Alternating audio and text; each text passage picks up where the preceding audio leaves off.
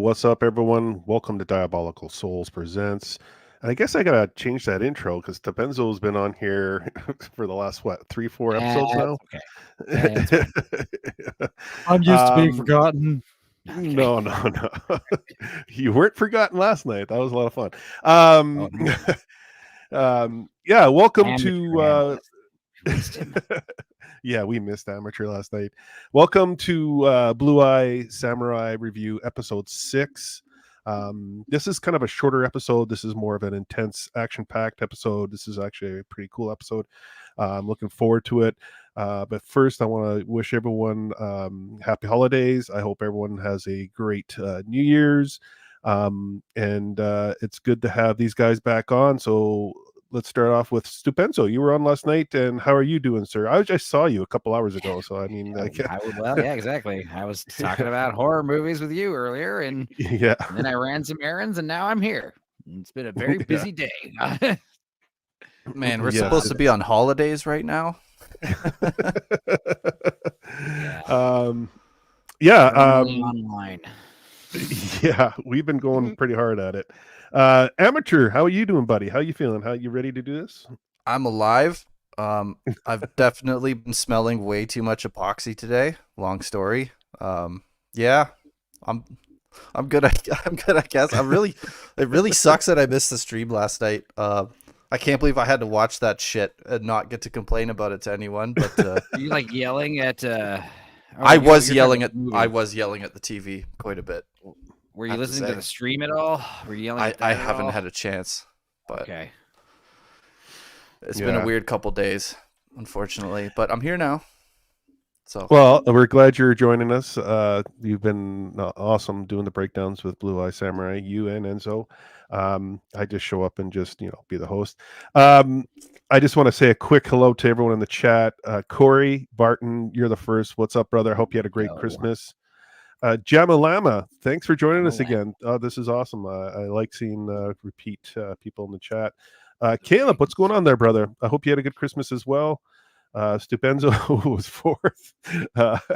CLS, I still haven't had time to watch it. You need to get on top of this and watch it, bro. Like, this is a good series. This is a really good series. Andrew's here. Andrew's good morning, Andrew.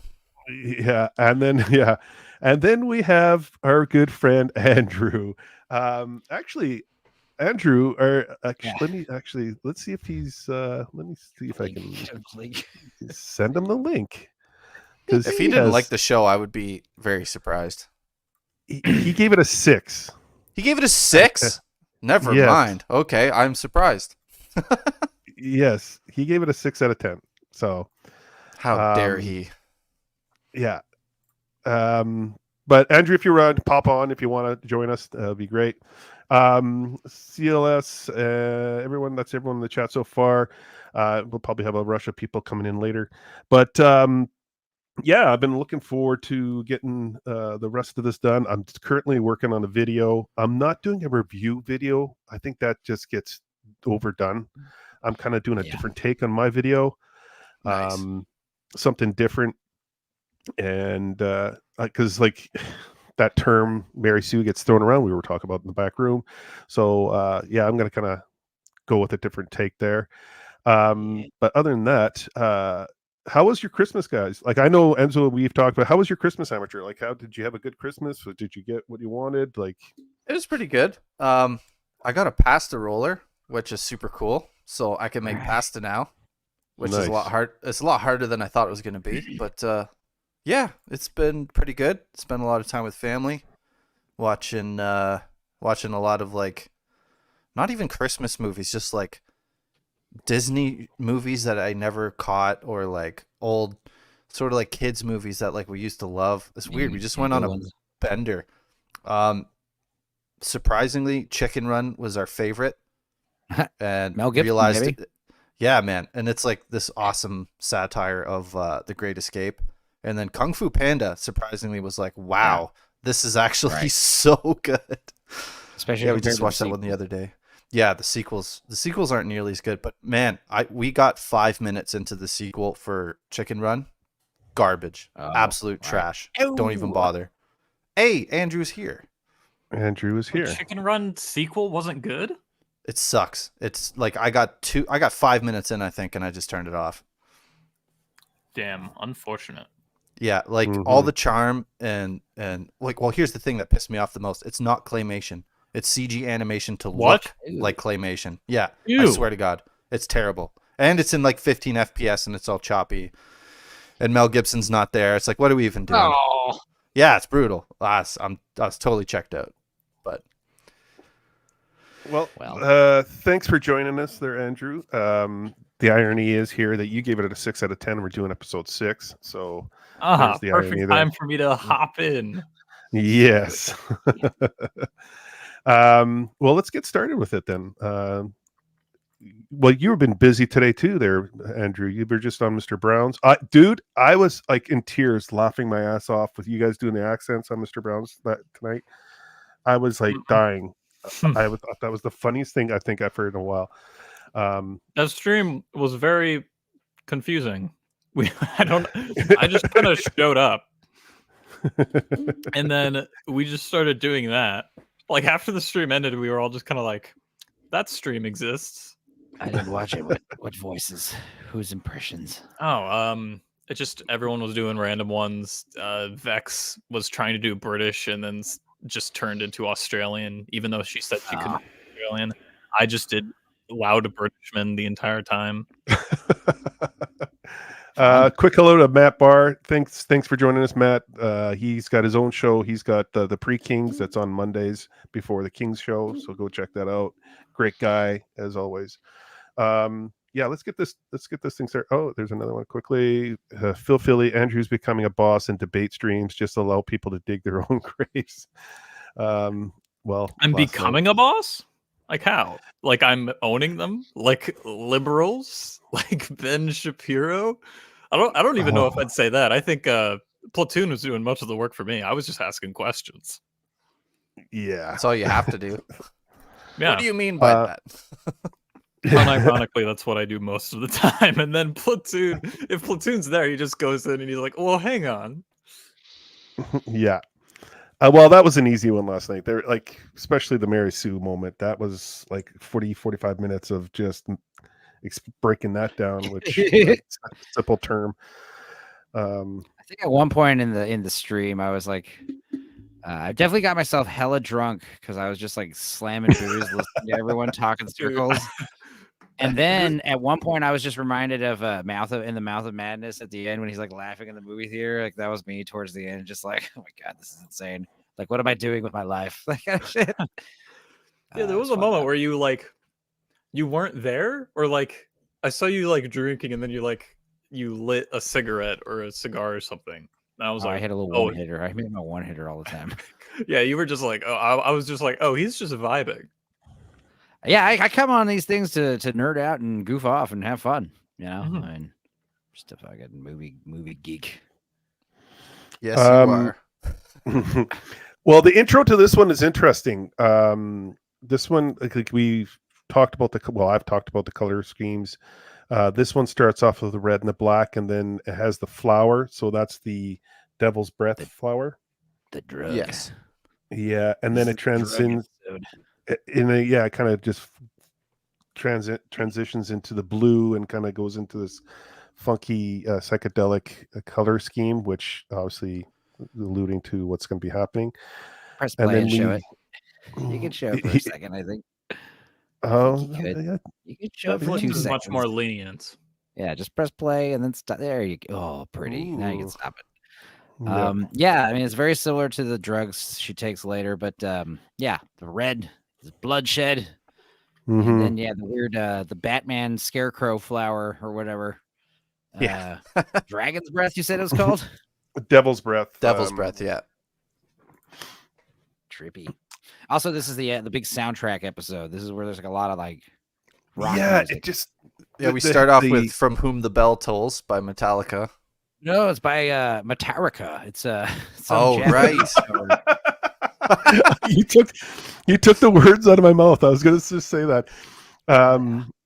The Japanese band, and then later on there's a soundtrack in there, and this doesn't fit. It's like it's something you would see from like Pulp Fiction or Quentin Tarantino film. Yeah, there's a couple. There's a couple really Yeah. Western sounding songs in this episode that just it took me right out of it. The From Whom the Bell Tolls at the beginning, fine. There's the other one. We'll get there, No, but it's I just actually like the super other out of stuff. place. The Asian funk music. Oh all no, that I'm not Asian, talking about that. oh, There's like okay. some I folky song.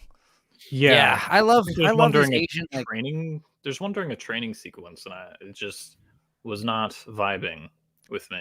Oh, that Yeah, was Kill Bill. Yeah, it was I the nod could to Kill agree Bill. that I could forget what the agree song's that called. like in the movie itself it seems out of place, especially compared to the other episodes. But like the songs, by themselves, like it's cool music. I dig it. Oh yeah. It's one of my For some nitpicks reason. with the show. Really, is that it constantly tries to remind you that it's Western, which I think is unnecessary. But Well, there's like a lot of cool Saigon rock and funk music that was coming out of the 70s because that stuff was 60s and 70s because that stuff was like outlawed over there, in Vietnam and stuff. oh really? So like, yeah, like the CBC band and Elvis Furlong and Carole Kim, like they had some cool music, but it was very like underground, purposely because they would get in trouble. That's So we're starting off with this episode where Mizu is going. She's obviously taking the directions that was given to her by Madame. Oh man, I don't have my paperwork here. Yeah, she's basically doing like some sort of like pre-battle prayer here, which is pretty interesting. I like this one little piece of dialogue from what she's saying. It's like, may all evil omens, the dire cry of birds, a malign conjunction of stars, all evil dreams and angry words. It's just sort of very wordy. She's basically like almost asking for a blessing on her sort of like little episode here, her invasion of the castle. She does that a few more times before, but this one's just sort of like cumulative of those, I guess you could say. But, Yeah, CLS. If you like, we do break down each episode. We do talk about everything that happens in the episodes. This one, I don't think this one has any spoilers, but yeah, it doesn't really have spoilers in it. kicks a lot of dudes' asses. Yeah. This is kind of an action pack. This is one of the shortest episode of them. This is like 35 minutes, I think it is. Yeah, something like that. So if you want to stay, you can stay. If you feel like you're going to watch the series when you don't want to see anything, then yeah, definitely don't stick around. So yeah, we got Mizu, and she's kind of meditating, and then she has the flashbacks from Ringo here, and talking about being a samurai. That's not the way of the samurai. Yeah, I think you just said all this, did you not? Male evil omens, the dire cry of birds. Yeah. May they all be drained of power, the 9th level, whatever that means. Yeah. Most of the script just says sighs, gasps, grunts, panting. The 9th level is she means like literally like on the 9th floor of the building. That's where Fowler is. Is that what I'm gathering? Or could be nine circles of hell. The 9th level of hell. Yeah, exactly. Yeah. The 9th ring. Who knows? And then we get started as she's pacing out, and she gets to the 100 steps. She gets to 99 steps on the kind of like the drainage. Great, yeah. Cuts it open with her sword, which I found interesting. She just like swipes it, metal on metal, and it opens. Well, I think it's been implied that the meteor that her sword's made out of is a lot stronger than normal steel. But what's up, Jana? You shouldn't be able to do that either way. Yeah. And then we get into her like entering Abijah Fowler's castle here. And so she's going through the sewers. What's that? Through this crypt of some sorts. Yeah, like it's as she's walking, you see the rats. And she stabs one randomly, and then little baby skeletons everywhere. And then she sees all the little bodies, lots of little bodies all over the place, which is who are these people? I didn't even notice that they were little. Oh, yeah, right. One yeah. of them's a baby. One of them's a baby, and a mother, okay. and then you cut camera pans up and you see even more little skeletons, baby-sized skeletons, and that's when she freaks out. And you guys know what it's called when you have a fear of skeletons? I don't. Scalophobia. You're absolutely, yeah, you could have guessed it. Exactly. That's exactly what it is. Wait, it's actually that? Yep. Wow. Yep. She's a skelephobe, or she could be a necrophobe and just be. I don't think she's afraid of dead people in general, but skeletons, ugh, spooky. Interesting. Yeah, so you're seeing obviously a prostitute because that's what was brought in. You're seeing little children. And I guess all that over. makes sense because it's like the unwanted Yes. offspring of the prostitutes. Yeah, okay, I get it. Right. Yeah. I didn't even notice they were kids. I'm horrible. Well, it's you don't want to think that, right? It's pretty intense. You're seeing little children bodies on the ground. And then you're seeing her come up and she's going to pick the door, and then she hits the wrong latch, and then goosh, the water starts charging in. This is like this whole I don't know if you guys seen the Bruce Lee Game of Death with like when he's going floor to floor to reach the top boss, and that yeah, Enzo, you must have seen it. Yeah. This is what jumpsuit. Yeah, this is what I got out of this. Like, it kind of reminded me of that movie because Bruce Lee died, I think, halfway through that movie, and they had to finish with a stunt double. Oh shit! Yeah, that was his last movie. But yeah, in that movie, he fought Kareem Abdul-Jabbar on one floor, and then he fought another guy, and then another guy, and then the top boss. It was like called the Game of Death, and this kind of reminded me of that. Just the way I don't know if it's like purposely an homage to Bruce Lee in the Game of Death or not, but well, lots of things. I would assume it is just the nature of the show so far. They borrow from it like Raid 2 and Dread and Mortal Kombat Tower. Dread. I haven't seen that Bruce Lee one, but this kind of reminded me of the beginning of the Mummy sequel. The Mummy Returns. They have sort of like that. Oh, we screwed up the thing, and now we get to drown in a hallway. Yeah, very Indiana Jonesy, booby traps. Mm-hmm. Short round booby trap. Also, it's like, is that how those babies died? They all got drowned down there. It sucks. I'm assuming that they either starved to death because the two bodies were curled up to each other, and they were kind of in the dirt. So I'm thinking that they were probably like just starved to death during the summer months, and then were already set in the ground. Because like if they got flushed out with the water, you would have seen them. Over. Yeah, it would have been all over. Which you saw. You saw a lot of the bodies when she moved past that one mother and child skull or skeletal bodies. Like, they were pretty set in the ground. It's also good the water's clear and not like brackish and black and filled with feces or whatever. Mm-hmm. Yeah, that happens. The scene kind of messed with me a bit because I'm like a bit claustrophobic and I hate the idea of drowning, and this is like both at once. And it's like, oh shit. They do this long like the idea of drowning. It took her like a couple minutes to get down this hallway walking, and it's like you can definitely walk faster than you can swim. So what's up, Edwin? Thanks for joining us, bro. And then we have Taha Dana. Tana Dana. I almost shared it. And then the one thing I don't like about it is its deception that is family friendly and safe for worth. Okay. No, well, it's rated MA, so I don't know where you got that from. Well, it does kind of look like a, if I were to look at a still frame of just like the character designs, it is kind of, it's probably, character design wise, a little Disney-esque. But no, it's not for kids. Or, it's for cool kids. I'd say that much. True. And then Mizu's swimming back, and she's holding her breath, and she gets out. She, unlatches the door, comes out, and she's in this storage room. And then we get to this part right here where she goes into the next room and it's guarded by two guards, and that's coming up right here.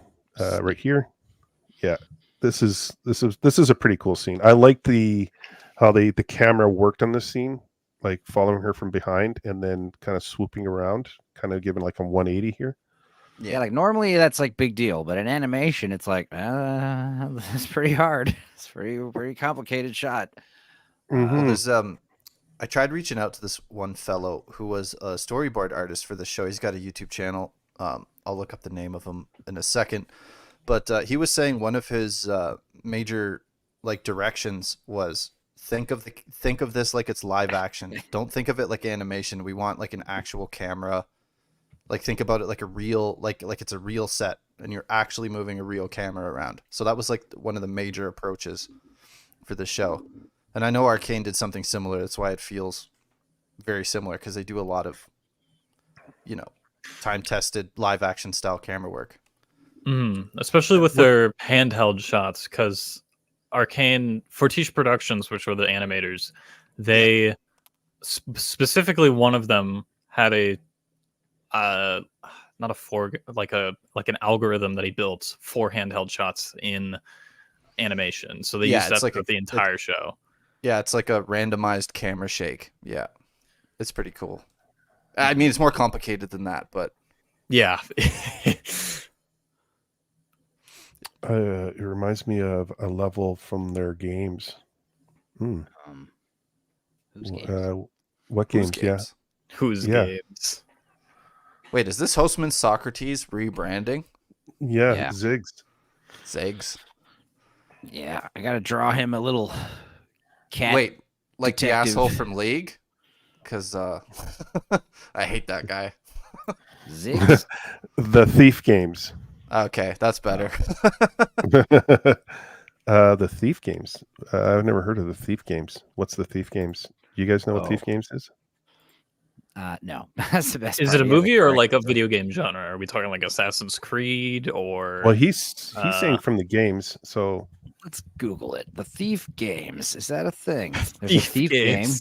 game. Thief: The Dark Project, like something like that. There's a game called Thief. There's Dogma? Thief Dark Project. That's what he's saying. Okay, never heard of it. PC game. Wow. Oh. I only play Nintendo. Anyone seen Last Man 2016? Also cool kids, made by Jeremy Perrin, the guy that made Die Fantasy. Oh my god, I love that damn music video. Hell yes. I'm gonna look that up. Dude, if you guys don't know what music videos talk about, first of all, it's a cool song, cool band. But yeah, the music video is super Lovecraftian, for lack of a better word. Actually, that's a perfect word to describe it. I'm sorry. It's very Lovecraftian. Yeah. It's like I need to look up the show, Last Man 2016. Okay. Cool. Thief series. I've never even heard of that. Also, I'm gonna put a link to that music video in the private chat so you guys can check it out later. Cool Sounds good. Yeah, this part is pretty cool. I like the dynamics of these shots. It's really well done. Yeah. He's walking, sees the water on the floor. And then Mizu grabs him from behind. The guard sees Mizu with the guard. He drops that spear on accident and has to spear the other guy through his spine. And this other guy has some pretty high blood pressure because, his blood makes it, 10 feet away under the door. I guess, or maybe the floor is like kind of built on a slant. I don't know. The blood's just rolling. And it was a balloon. The other guy just happens to be standing in the right place at the right time, happens to lick or taste or smell the substance on the floor. And like you do, just immediately sound the alarm. But dude, this next guy, this is also reminiscent to the title card, which gets sliced in half like the exact same way, like this angle. Right. Cut. I mean, yeah, these ninja swords, they are sharp enough to do that. And God, is it sick that I want to see a video or something of that actually happening? Like, is that possible? Sure. That'd make a mess. You got a VPN? Maybe. Yeah, I like the blood leaking through the crevices of the floor cracks here. Like, Yeah. And then the I guys thought on the it other was cool side thing. of the door notice. Yeah, I thought I'd that be a was little pretty freaked cool. out, not gonna lie. Yeah. Blood flowing under the door. Oh, bro, is it that time of the month again already? And then opening up the door. Oh wait. Okay, the cottage cheese scene. I'm glad we're getting here. Sour. Yeah, What does he say cottage it's called? cheese. It's like sour, thick milk, long soured over old curds. Is that That's cottage cheese, baby. Okay, Yes, that's sir. what I thought. Ugh. So it's not as sour as I'm thinking. Cottage cheese is a little tangy. but Yep. Very that was good in pretty lasagna. Very good in Yeah. lasagna. What do you? I only eat cottage cheese like randomly out of the fridge, like at a spoon at a time. I don't know. You're supposed to put it on like baked potatoes, and what else do you put it on? Ah, you can put on all Well, kinds of stuff. Some people when eat it I with a was- You spoon. guys. when I was cutting weight for like when I was competing and all that kind of stuff, I would eat cottage cheese with strawberries or That's whack. blueberries. No, Yeah. that sounds good. Sweet With and sour. something sweet, eh? Yeah, Yeah, sweet and creamy, it's just to get just like kind of get that carb rush that you want. It's just Yeah. and then it gives you all the protein that you want because you obviously you want to get the proteins in when you're working out and get ready to compete. A lot of protein, Hey, a lot man. of milk fat, a lot of There's calcium. nothing gross about sour cream, cottage cheese, Jamalama. Okay, cottage cheese. It's the milk you can chew. All right, there's nothing gross about It's that. it's almost mozzarella. That is a Yeah. crazy sentence. The milk you Yeah, can that- chew. Yeah, hire me to rebrand cottage cheese. You know, the milk you can chew. Now available at your supermarket. I like cottage cheese, but I mean, It's an acquired again- thing for sure. If you told me I'll it was just gross, take I wouldn't. normal cheese. Normal I milk, like my cheese normal milk. firm. Ah, you got to do both, man.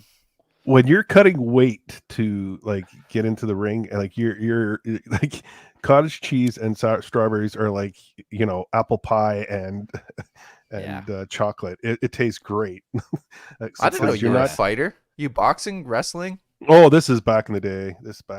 Yeah. He's talking about bar brawling. No. Bar I used to. I actually I did more reffing MMA than anything. I actually did MMA. some- Oh, sweet. Yeah, I did a lot of kickboxing. I grew up boxing, a lot of wrestling, jiu-jitsu. I did a lot of stuff. So, Cool. Nice. You are like actually Joe did- Rogan. It's confirmed. no. I Do you did. do DMT? I did a lot of back in Yeah, man. 2007. I did some in Canada here. I did some reffing clinics with Herb Dean. So The Damn. machine elves. They say what's up. Yeah. They're like, hey, how's it going? You're like, You "Oh my got God." elk in your freezer? How far does this go? no. Yeah, I'm a Chad. Yeah, Jay that's is it. a Chad. That's confirmed. Without the Joe Rogan comparison. Yeah, cottage cheese. I don't It's like even know milk, what that like means. phase shifting into solid. Yummy. This scene kind of did make me hungry. I'm not gonna lie. I was like, I don't know what this is, but I want it. And then I was like, listen to it again, and I'm like, oh, it's just cottage cheese, like a weird homemade cottage cheese. Yummy. The best dairy of the Irish Isles. I'm just trying to gross out Jamalama some more. Well, this part, yeah, this part right here. I love how Abijah says, like, you guys, what does he say? You politely insult something that you don't like, or Yeah. I can't remember. He what says it has there. a pleasant sourness, and he's like, dude, you guys, your inability, your what does he say? Your aversion to impoliteness. I never tire of your people's aversion to impoliteness. You can tell he doesn't like it. He's like, it has a pleasant sourness.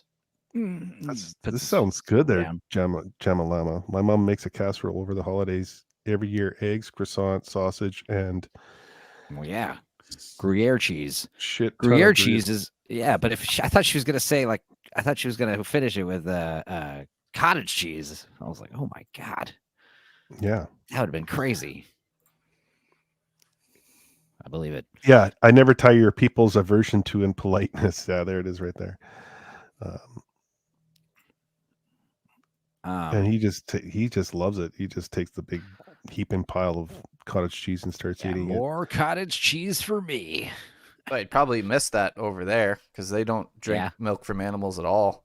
I don't think they do how cheese. I am with That's how I am with like boudin and eggs. Like boudin and eggs, like I grew up eating that, and nobody knows what it is, and people see it, and they're like, "That looks gross, smells weird."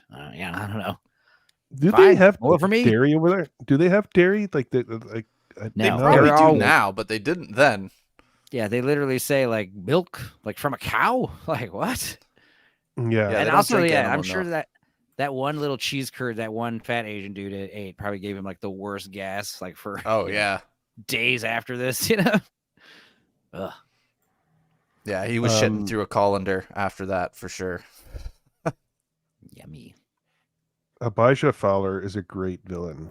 Like he is their antagonist. He's fantastic.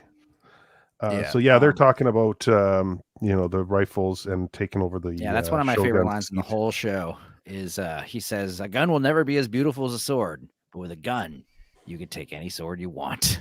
It's like, Mhm. And he says, there it is, right there. "Oh yeah, hell yeah." He also says, "No one, what is it? No one makes a better blade than your people, but nobody invents better ways to kill people than mine." All that stuff's cool. I like all that stuff. Vex, thanks for joining us. Brown Eyed Samurai is what I call my. Yeah, Mm-hmm. I'd watch that show.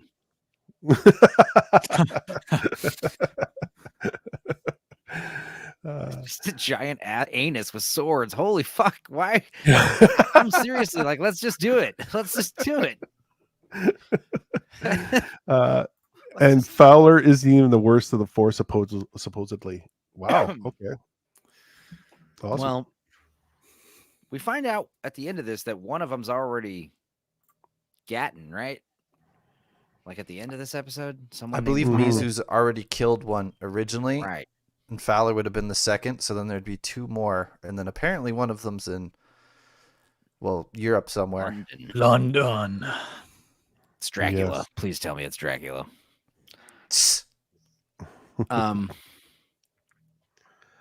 Heishi Shindu's worried about the samurai. He's panicking. These guys are saying, do you have the rifles? Abijah's like letting him know he has them everywhere. And then he gets word that the samurai has arrived. Yeah, and then we get his cool what's it? Primeval security. Security camera system he has. Using like mirrors and tubes. Yeah, the periscope camera Periscope, system. yeah. It's fucking I thought that was cool. Yeah, I thought that was pretty good. Even if it doesn't make any sense and that's not historically accurate, like I don't even want to look that up. I mean, in this world, sure. It definitely Cool makes enough. sense. Whether or not it's historically accurate is a whole other Right. It's one of those things where if someone was a comic book guy and just be like, actually, that thing's not real, I'd be like, I'll allow it. Just this one. And what's with the Japanese? I want to watch. Like they always want to watch Voyeurs in man. the series. Yeah, like the brothel, the going through all the traps that they have laid out. I love watching you hit them. Yeah, kind of creepy. Heishi is just looking down, and he gets scared when he sees Mizu running up the stairs. Yeah, and she's got her big God, what was that sword called again? The staff sword. Oh fuck. Oh, big staff sword. Yeah, You're the one who knew what it was called before. Yeah. I don't remember either. Yeah, it started with a K or something. K didn't I can't remember. So door number 1, and we get the long corridor. And like we all know what's going to happen here. Like it's like the walls are going to close in. Naginata. Sorry, it's Naginata. Naginata. Okay.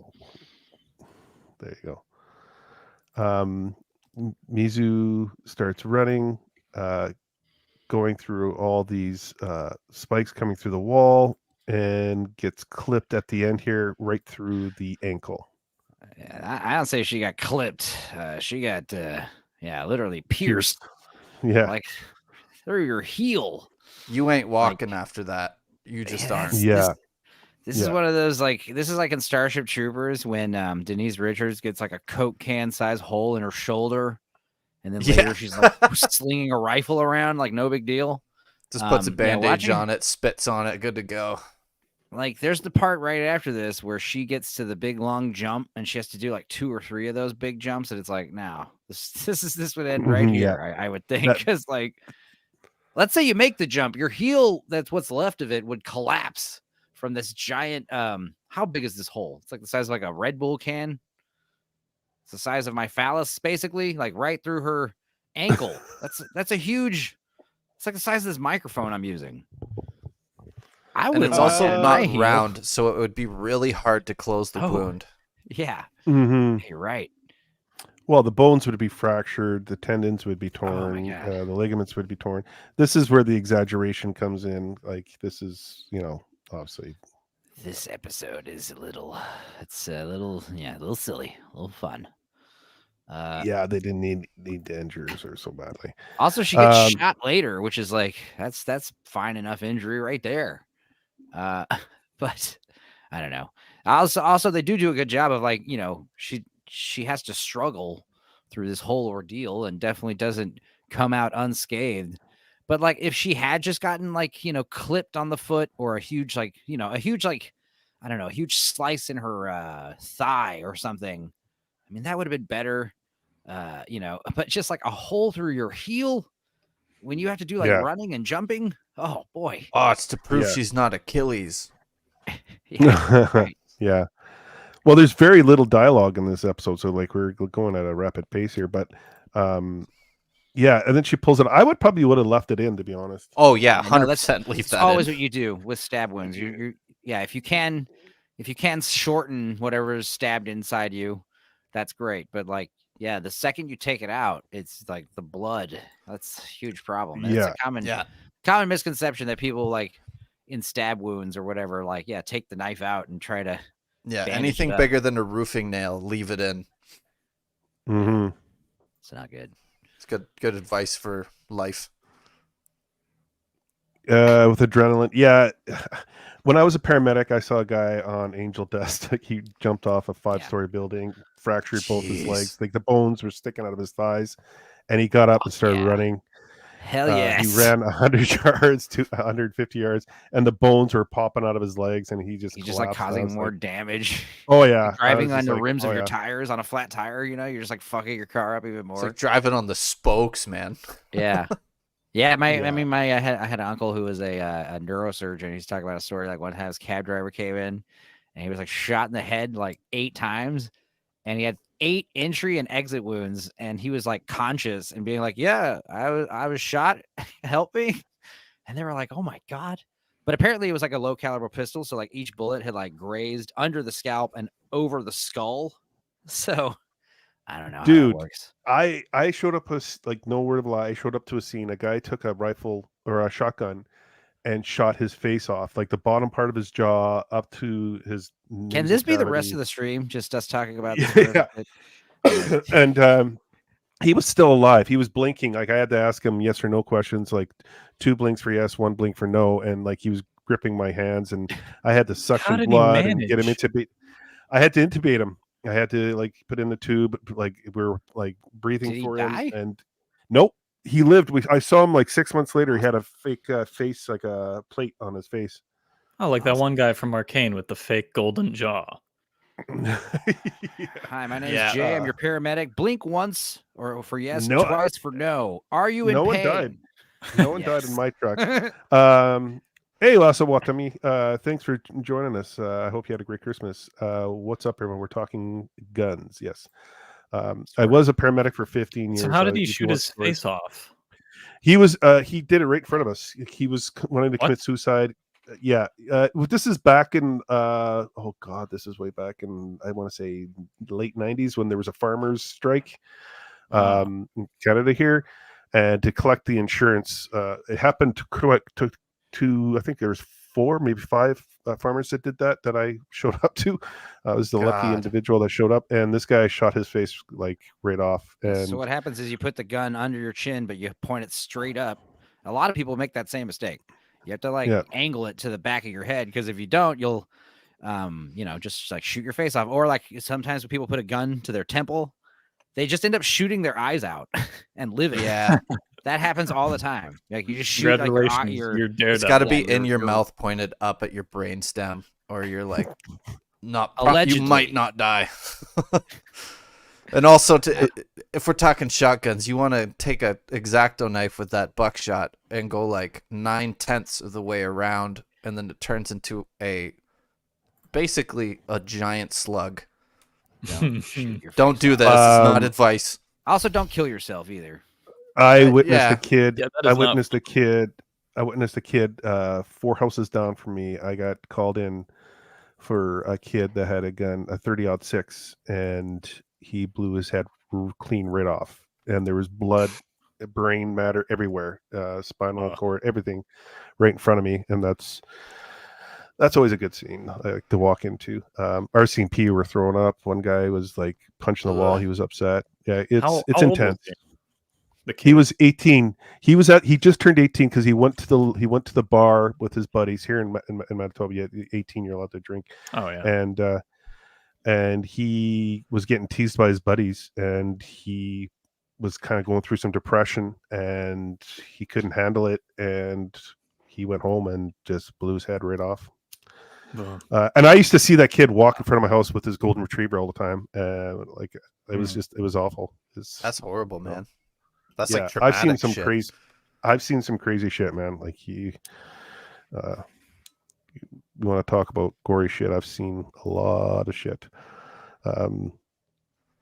Rad. Sounds like it.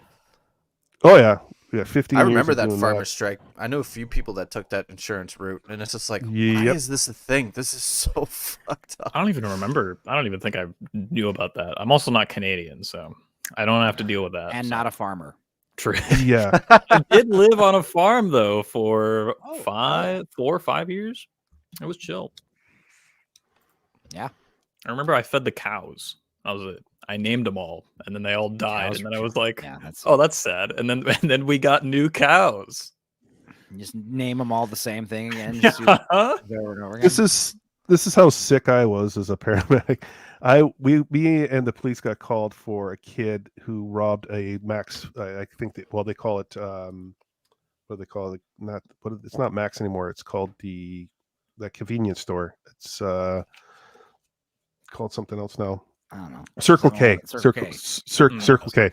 So this kid, it was Max at the time, robbed the store, and to avoid the police, he jumped over the chain link fence, Oh no. and his Rip thumb his sack open. No. no, he got his thumb got stuck in the chain link, and he Oh fuck! flew right over and he ripped his thumb right off his hand. And the kid came crawling back. He was crying in the store, and we had him in the back ambulance. And he goes, my thumb, it's along the fence. And so me and a police officer were sitting there looking for this thumb in like 3:00 in the morning with flashlights. And here I am, like under my thumb, looking. Jesus. And I found Well, this thumb. you have to make light of it, though. Yeah, You have of to. course. Oh, dude, it's Who the hell? Yeah. Yeah, of course. I Yeah. probably That would be have the done the most- same That would thing. be the most inappropriate. If I was a police officer or ER personnel, I would just be Loki from Prisoners, just hollow. I would be a horrible cop because I would let everyone get off with everything. I would be like that fucking fat loudmouth guy that's like always eating at inappropriate times, you know, whatever. Shove it. Oh, I'd Oh, probably yeah. I'd probably kill someone. I even got called for a rodeo, one of the big rodeos that were here, and like we got called for a couple screwing in a porta potty. Like, what am I going to do with that? I was like, what do you want me to do? A, it's disgusting, and What B, is EMS? yeah, like I was a paramedic. I was like it's ACP now, advanced care paramedics, but I was at the highest level. And I'm like, I'm getting called for 2 people screwing in the porta potty. Like, seriously, this is not advanced life support. Just fucking unless they're drive stuck. into it with the fucking Yeah. ambulance. Shoot Yeah. them both. We don't Yeah. need them. We call that the porca potty. That's disgusting. Ugh. Just take I a hate rapid porta strap potties. and Like- lock them in there. Dude, my favorite is like going to these like Yeah. summertime summertime, them like for 3-day. hepatitis. Yeah, that's basically what it was. Yeah, you go to this like summertime, like 3-day music fest, like in the middle of summer, and like you're tripping balls on acid, and then you gotta go use the porta potty, and just like, ugh, that's a nightmare. And it's like hot in there. You gotta, take your LSD dump. I could handle anything. I could handle anything, but shit, no freaking. I had an love old to lady walk out of the porta potty at music festivals and just be like, yeah, breakfast is served. Or whatever, say some fucking horrendous shit. Or if anyone, if I'm ever in a public restroom and someone knocks on my stall, I always say the same thing. I'm always just like, come back with a warrant. And it always gets a laugh every time. That's a good one. Yeah, I could say so many things. Well, getting back to this, Mizu has made it through the first level. Now it comes to the second level, opens up the door, and she's walking along, and the floor comes out, leading to spikes. She jumps over. Again, more Mortal Kombat, the spike pits, Yeah. Yep. And she doesn't land on her feet, to be fair. She flings herself and like purposely lands on her chest. Yeah. But then the next time, she's got to do the double jump. And she lands on her bad foot. Is that not accurate? I believe so. She pulls the Mission Impossible Tom Cruise where he jumps on that roof and like broke his ankle. And just kept running because he's insane. Yeah. She lands right on her foot. Clips it just barely, but if it was like her right foot, that would have been better because her left foot's the bad one, right? Or is it her right foot? I can't remember. So I think it's her right foot. You're right. I think you're right. You are. Okay, good. All right, problem solved. Okay. Either way, she like sort of close call. And, grabbing yourself by the fingers. Yeah, holding your body weight by your fingertips, very hard. Still believable. But later, when she's doing the same thing, climbing the wall with Homeboy on her back, that was like insane. That's too much. I could not believe that at all. But like Hostman said, like she might be just like high on that blue flower, amphetamines or adrenaline. Who knows? Superhuman feats of strength. They're not unheard of. No pun intended. But this is where the Japanese surf rock music plays too. Yeah, that's the one that actually bugs me during this fight. It's just, it feels super out of place. It's like tonally the surf rock off. one was a little. It's not my cup of tea. The song that played earlier, I think Matarika, or the one after that. No, I'm sorry, it's later. There's some one of these Saigon funk songs. No. Oh, okay. Yeah. I didn't mind that one as much. This one actually took me out of it. This one was like, okay, this is a bad choice. But right. I don't even know the name of the song. Even if we did, probably couldn't pronounce it. It's hard to tell where we are in the script because it's just groans, tense music playing, groans, grunts. Yeah, this is the part where her sword is in the wall, and now she's fighting a dozen dudes with a bomb, right? A grenade, and she's just beating them up with a grenade, right? Mm-hmm. Yeah, which looks suspiciously like the smoke thing from Arcane. I would like to point out. Man, I need to watch Arcane just so I could get y'all's jokes and references. Really, have you not seen it? I want to watch it. He hasn't. No, you should watch it. Listen, amateur. I finally got Platoon to watch it, and he likes it. He fucking better, or he's not my friend anymore. True. Does he like it, or did he love it? I think he said it's the best show he's watched in the past 5 years. Damn straight. Well, there you go. Yeah. Did he say that last night on Rebel Moon? I think he said that. Yeah. Okay. Sounds familiar. Well, sweet. I guess I will check it out. Maybe I'll try to watch it all this weekend. Then I'll be a good boy. By episode 3, it's got you by the balls. Yeah, if you make it to episode 3, you're never going to let go. That's just, you can't. Does she put, this is why I'm confused. I'm like at the part later where never mind. We'll get to that in a second. She's got the grenade. Okay. she's like threatening to pull the plug on it, pull the string. Is that what it is? Sorry, I quoted Bella Lugosi. Detonator or whatever you call it. Pull Asawadami could probably help me out here. Pull the string. Allah Akbar. Sorry. We gonna get demonetized for that now? I mean, The first episode. I'm sure what we were talking about earlier with dudes blowing their faces off and stuff was a little worse than, that, right? Fair enough. I don't understand. Why is Andrew a dictator? I'm not a dictator. I'm an agent of chaos. There's a difference. Well, I love chaos. So, I mean, like, my name is Diabolical Soul. So Sounds personal. CLS. Is that what's going on? Or is it, is he actually, are you a dictator? I don't think I am. Dictator. Who's your favorite painter? Who's actually, I wanted to bring this up because Brian Kissinger, the guy who does the animation for the show, he put out a comment today about the height of the characters, and I thought that was interesting. I'm just trying to pull this up. Yeah, we're gonna see how short these people really are. He was saying that they're probably like 5'6", 5'7" at the most. And I was and I kind of responded back saying, I think they would be a lot shorter, like 5'2", 5'3" for the men at least, just because. Well, just based on history, people were a lot shorter back then, and the Japanese and the Chinese and Asian people were not tall at that time.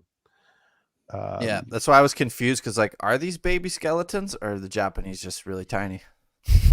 Yeah, I see why you were confused now. Yeah. Oh, just Japanese people skeletons. I got it. It's like little 4-year-old toddlers. It's like, wow, they have small bones. God, they are tiny, aren't they? He I'll actually bring it up. Actually, he put this out today, and I'll bring this up. He put this out today, which I thought was interesting. How tall is Mizu on Blue Eye Samurai? We always said she was 8 heads tall, a common unit of measurement in animation design. But I think we agreed she would be maybe 5'8", 5'9", or 1.7 meters for our metric friends, which is really, really tall for a female at that time. That's really tall. I don't think they were doing this for historical reasons. I think they were doing this for the proportions, just and relative to the other characters, maybe. Because you got Akemi, she looks like she's like the guy with no hands is way taller too. Yeah, he's fucking giant. He should fight Fowler. Look at the size of that lad. Just give him a bad mushroom and tackle him off a cliff. He'll be fine. Just tape guns to his hands. Yeah. Fist him to and then death. of course, akimbo him. Whoops. And of course, I said I thought it'd be around 5'3". So, but that's whatever for historical accuracy. Yeah, I'm actually gonna look that up right now. 0 out of 10. Bunch of Danny DeVitos running around. Well, I here in Winnipeg we have the museum, and there's the Nonsuch that came over. You're right. You're right. The average height of Edo period Japan was 5'3" to 5'5" inches. Oh, there you go. Bro, I'm 6 foot. I could take all of them. Yeah, I could fight at least 2. Let's get a time travel machine and take over feudal Japan. The 4 of us. Let's just go. I'm 6'2", 6'3". I'd be considered a Let's giant. become the white people. I mean, that's the thing. It's like the 4. Yeah. That's the twist. One of us is Mizu's father. There are 4 of us. Yeah. I got blue eye recessive genes. What else? Yeah, I don't know. I think the 4 of us with some machine guns, we could take over Japan back then. Oh yeah. You hear that, Japan? We're coming for you. Machine guns. Even you could probably take Japan with a bolt action at that point. You can probably take over. Honestly, just bring Wild over West. a M1 Grand. Too many bangs. Or just maybe just a working cell phone. They might just give you everything. Just show them, hey, look what I have right here. They'll be like, holy crap. The M1's great until you get your thumb stuck in it. Yeesh. Yeah, going back to this, we get the big fight sequence, which is pretty cool. She's taking out all the guards. She's stealing swords, using their own swords against them.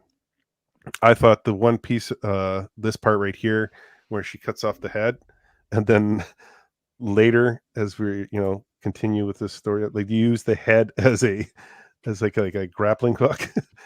Oh right, yeah. I just Also just like, oh, go ahead. the music that's playing at the time with like the amount of gore and like just dudes getting like mutilated and then beaten to death with like the limbs and appendages of their comrades. It's just like it works was in Reservoir Dogs, Stuck in the Middle with You, because it shows that Mr. Blonde is a psychopath, yeah. But it Well- doesn't really. It also works in some movies, like I don't know, like the fun music. It doesn't show. She's not in danger. She's here to kick ass. She's here to Yeah. mow through these bad guys. Is what the cool music, signifies. And she But- also like the way it could work, because like if you compare it to like Reservoir Dogs or even when they do similar thing in Kill Bill, like the character is redeeming themselves, whereas here Mizu is like sort of plunging into like the narrative abyss, like she's fallen off whatever moral path that everyone thought she was on, and it's a dark place for her. And this battle, putting that music there, it just feels tonally off. Whereas if this was her redeeming herself, then it would have been at least a lot better, I think. Well, what if it was a different song, like "I'm Just a Girl" by No Doubt? Wouldn't that been? Oh well, yeah, Would've been 10 out of better 10. That would have been or worse? amazing. Better I yet, just don't have really the Barbie like, theme song. Maybe I'm just not really a fan of like that junky rockabilly punk rock kind of sound. I don't know. Have I'm Just Ken in the background and it'll fit perfectly. Yeah, there you go. Let it go, let it go. I don't know. Oh God, still better than I like Friday. reggae. I like reggae. Put on some reggae. Kill someone to reggae music. We never see that enough in movies. I don't think I've seen that ever. Yeah. So Mizu's pretty battle worn here. She's getting to the next door. This is the third door. Yeah, this is a good frame right here. She's like, oh my God. She's got a 6 shake. more fucking levels to go. It's like, what is this panel even talking about? And honestly, this shit, I mean, you guys saw Castaway, right? When Tom Hanks eats that raw fish, and like seeing this raw, I want to just eat it. I just want to grab it and just like eat those raw stacks of fish flesh. Just put some salt on it and just soy sauce on it or something, and just it's so good. I wouldn't have thought of that in a million years. Is that like a fetish? Maybe. I like cooked fish too. I mean, don't get me wrong, but yeah, I hate fish. I don't know, man. Oh, really? I was wondering who you're talking about, like Castaway. What does this have to do with Castaway? There's a part in Castaway, yeah, when he catches that first fish 4 years later, and he fucking just like, it's like a sad image of him just like ripping that fish open and just like eating it, like, right to his mouth. I was like, that looks good, actually. I'm like looking for a volleyball. Yeah. Yeah. Wilson. This. Okay, yeah, so that is her right foot. All right, good. The toes on the left. Is it the right? Or I thought, is it the right foot or left foot? That's the right foot. Yeah. The right foot. Okay. Big toes on the left. So. Yeah. Another adrenaline rush. I thought that we were going to see a continuity error right here, with her putting like the wrong foot in the ice, but no, it all checked out. Because usually like these continuity errors, I mean, they're actually much less forgiving in animation, because it's usually like so much, like everything's on a tighter leash and they have fuller control. Sometimes continuity error is like kind of impossible to avoid with live action sometimes, especially when you're filming like things like sports or poker games and shit like that. It's hard. Well, man, when you're sitting there like dragging their facial features around one frame at a time and making them smooth and looking at the same shot for maybe a month, there's no way you're going to let a continuity error slip by unless it's something very obscure. Like the wrong foot has a hole in it. Yeah. Yeah, someone would have caught that for sure. But a And coffee there's, cup in Game of Thrones. No, that makes it through. Yeah, Starbucks. And then a water bottle. The very next episode. Fuck it. Yeah. That's like the Send editors in your trying to giant. signal us, trying to like give us cues, like abort. This isn't what you think. So this is where she comes. The monkey thing was kind of threw me off, to be honest. I love the flower monkey. Yeah, she enters the Japanese garden, door number 4. The monkey comes up, and this is the devil's breath flower that's given to Mizu, and then the monkey. Also, beforehand, they have like a little. The bad guys have a little, like a little discussion where it's like, she got past the men, and he's like, "It's okay, I got my flowers, the blue flower." Yeah. What does he call them? My flowers. Don't worry. And then he says, "Oh, I'm not sure about that." He's like, "Well, you can send your big, muscly man if you have to." So send the giant. Send him tea the giant. party. Tea party. Everyone calls him. So yeah, the giant. Yeah, the giant and the flowers. I don't know. I'm assuming there's only one monkey, right? And she like hallucinates all the other ones. Correct? Yeah. Wait, there was only one monkey? Yeah, I thought it was like a whole world of get, monkeys. You're right. She doesn't actually get attacked by a bunch of monkeys. She just freaks out real hard, and then detonates her grenade. And there's that part where she kind of like falls through the ground, and that monkey's like, "What the hell, lady?" As he like runs off.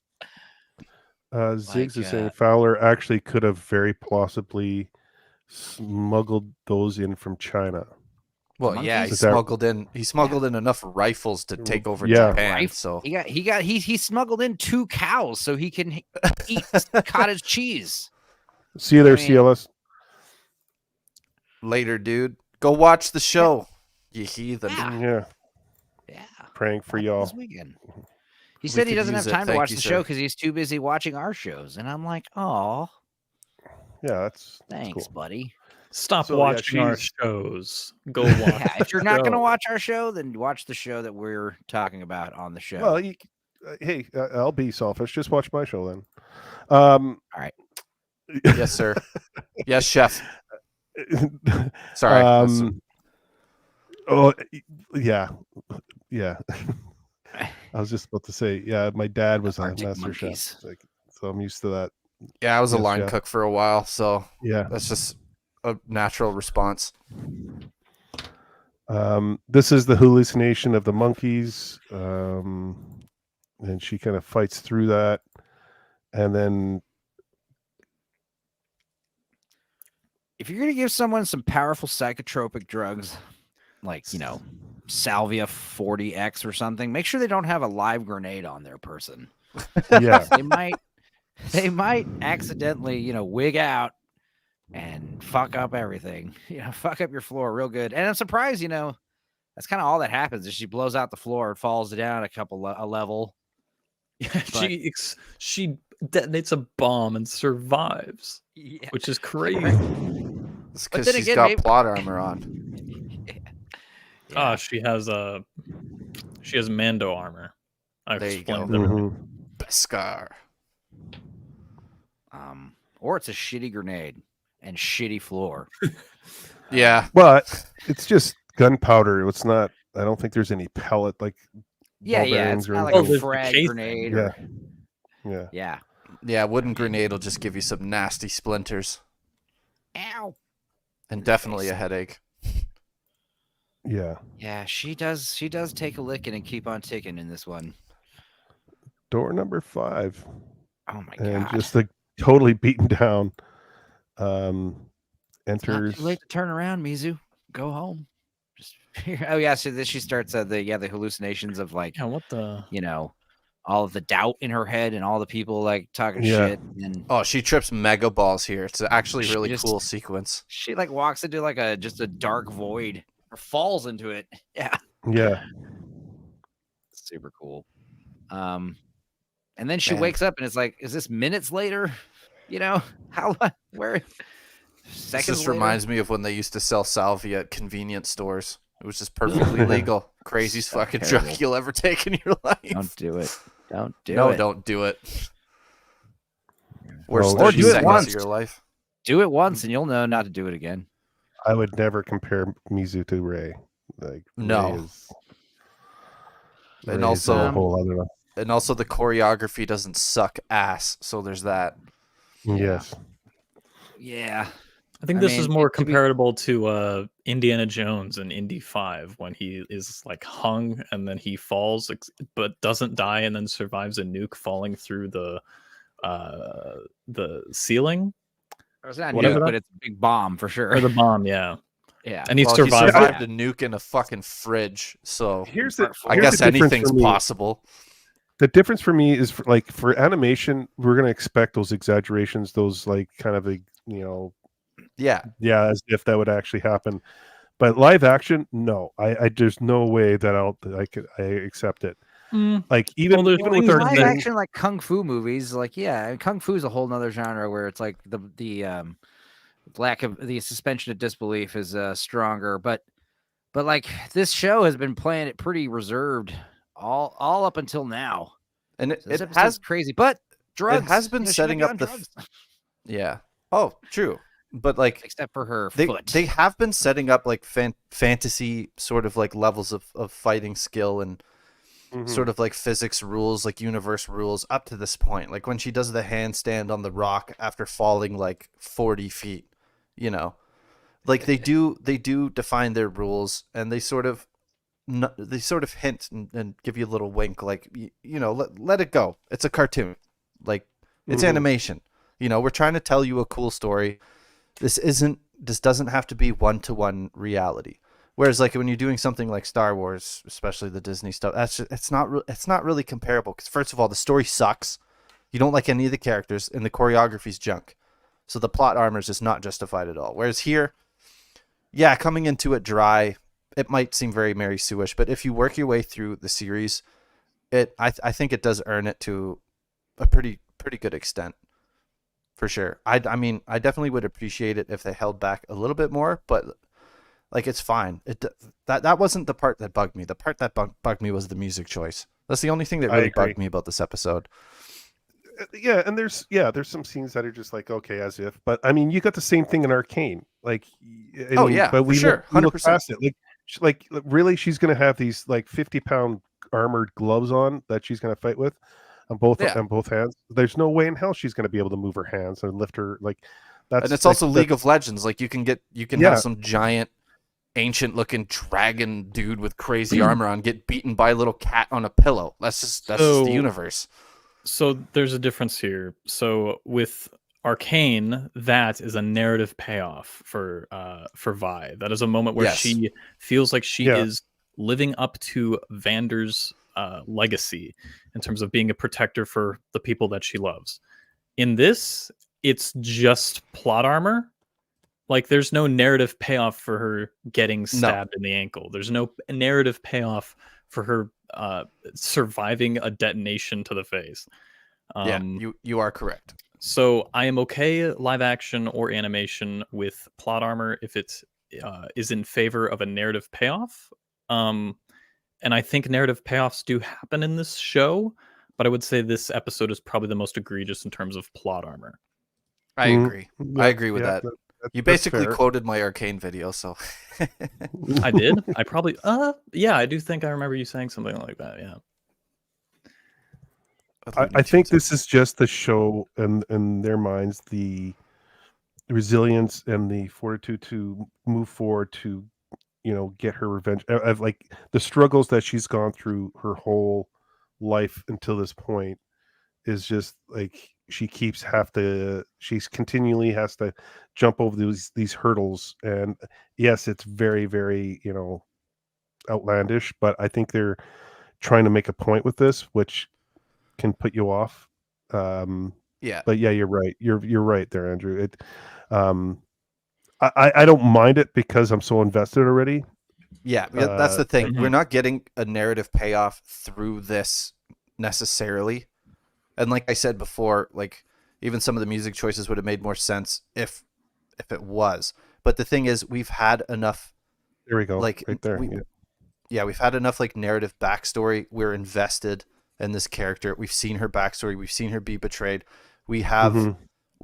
we basically have her full motivation and like personality and like her mood basically realized at this point. So this is the only point in the show where they could have got away with it, and they did. They took creative license, you know, like Top Gun. You didn't have to pull Maverick up in the beginning of the film, but they did. They took creative license. Is it bad? I don't know, but I don't think it's bad. I just think it's just, you know, you kind of look past it and you're just enjoying. You're turning off your brain. Exactly. You for can this still episode. enjoy it because there's enough substance that it's not, you know, it's not egregious. Like comparing it to 30 fucking it's like Disney 20 to Star Wars 30 is a minutes. stretch. Yeah, like 20 to 30 minutes of this over the topness out of an 8-hour show or 7-hour show. I mean, it's not bad. Yeah.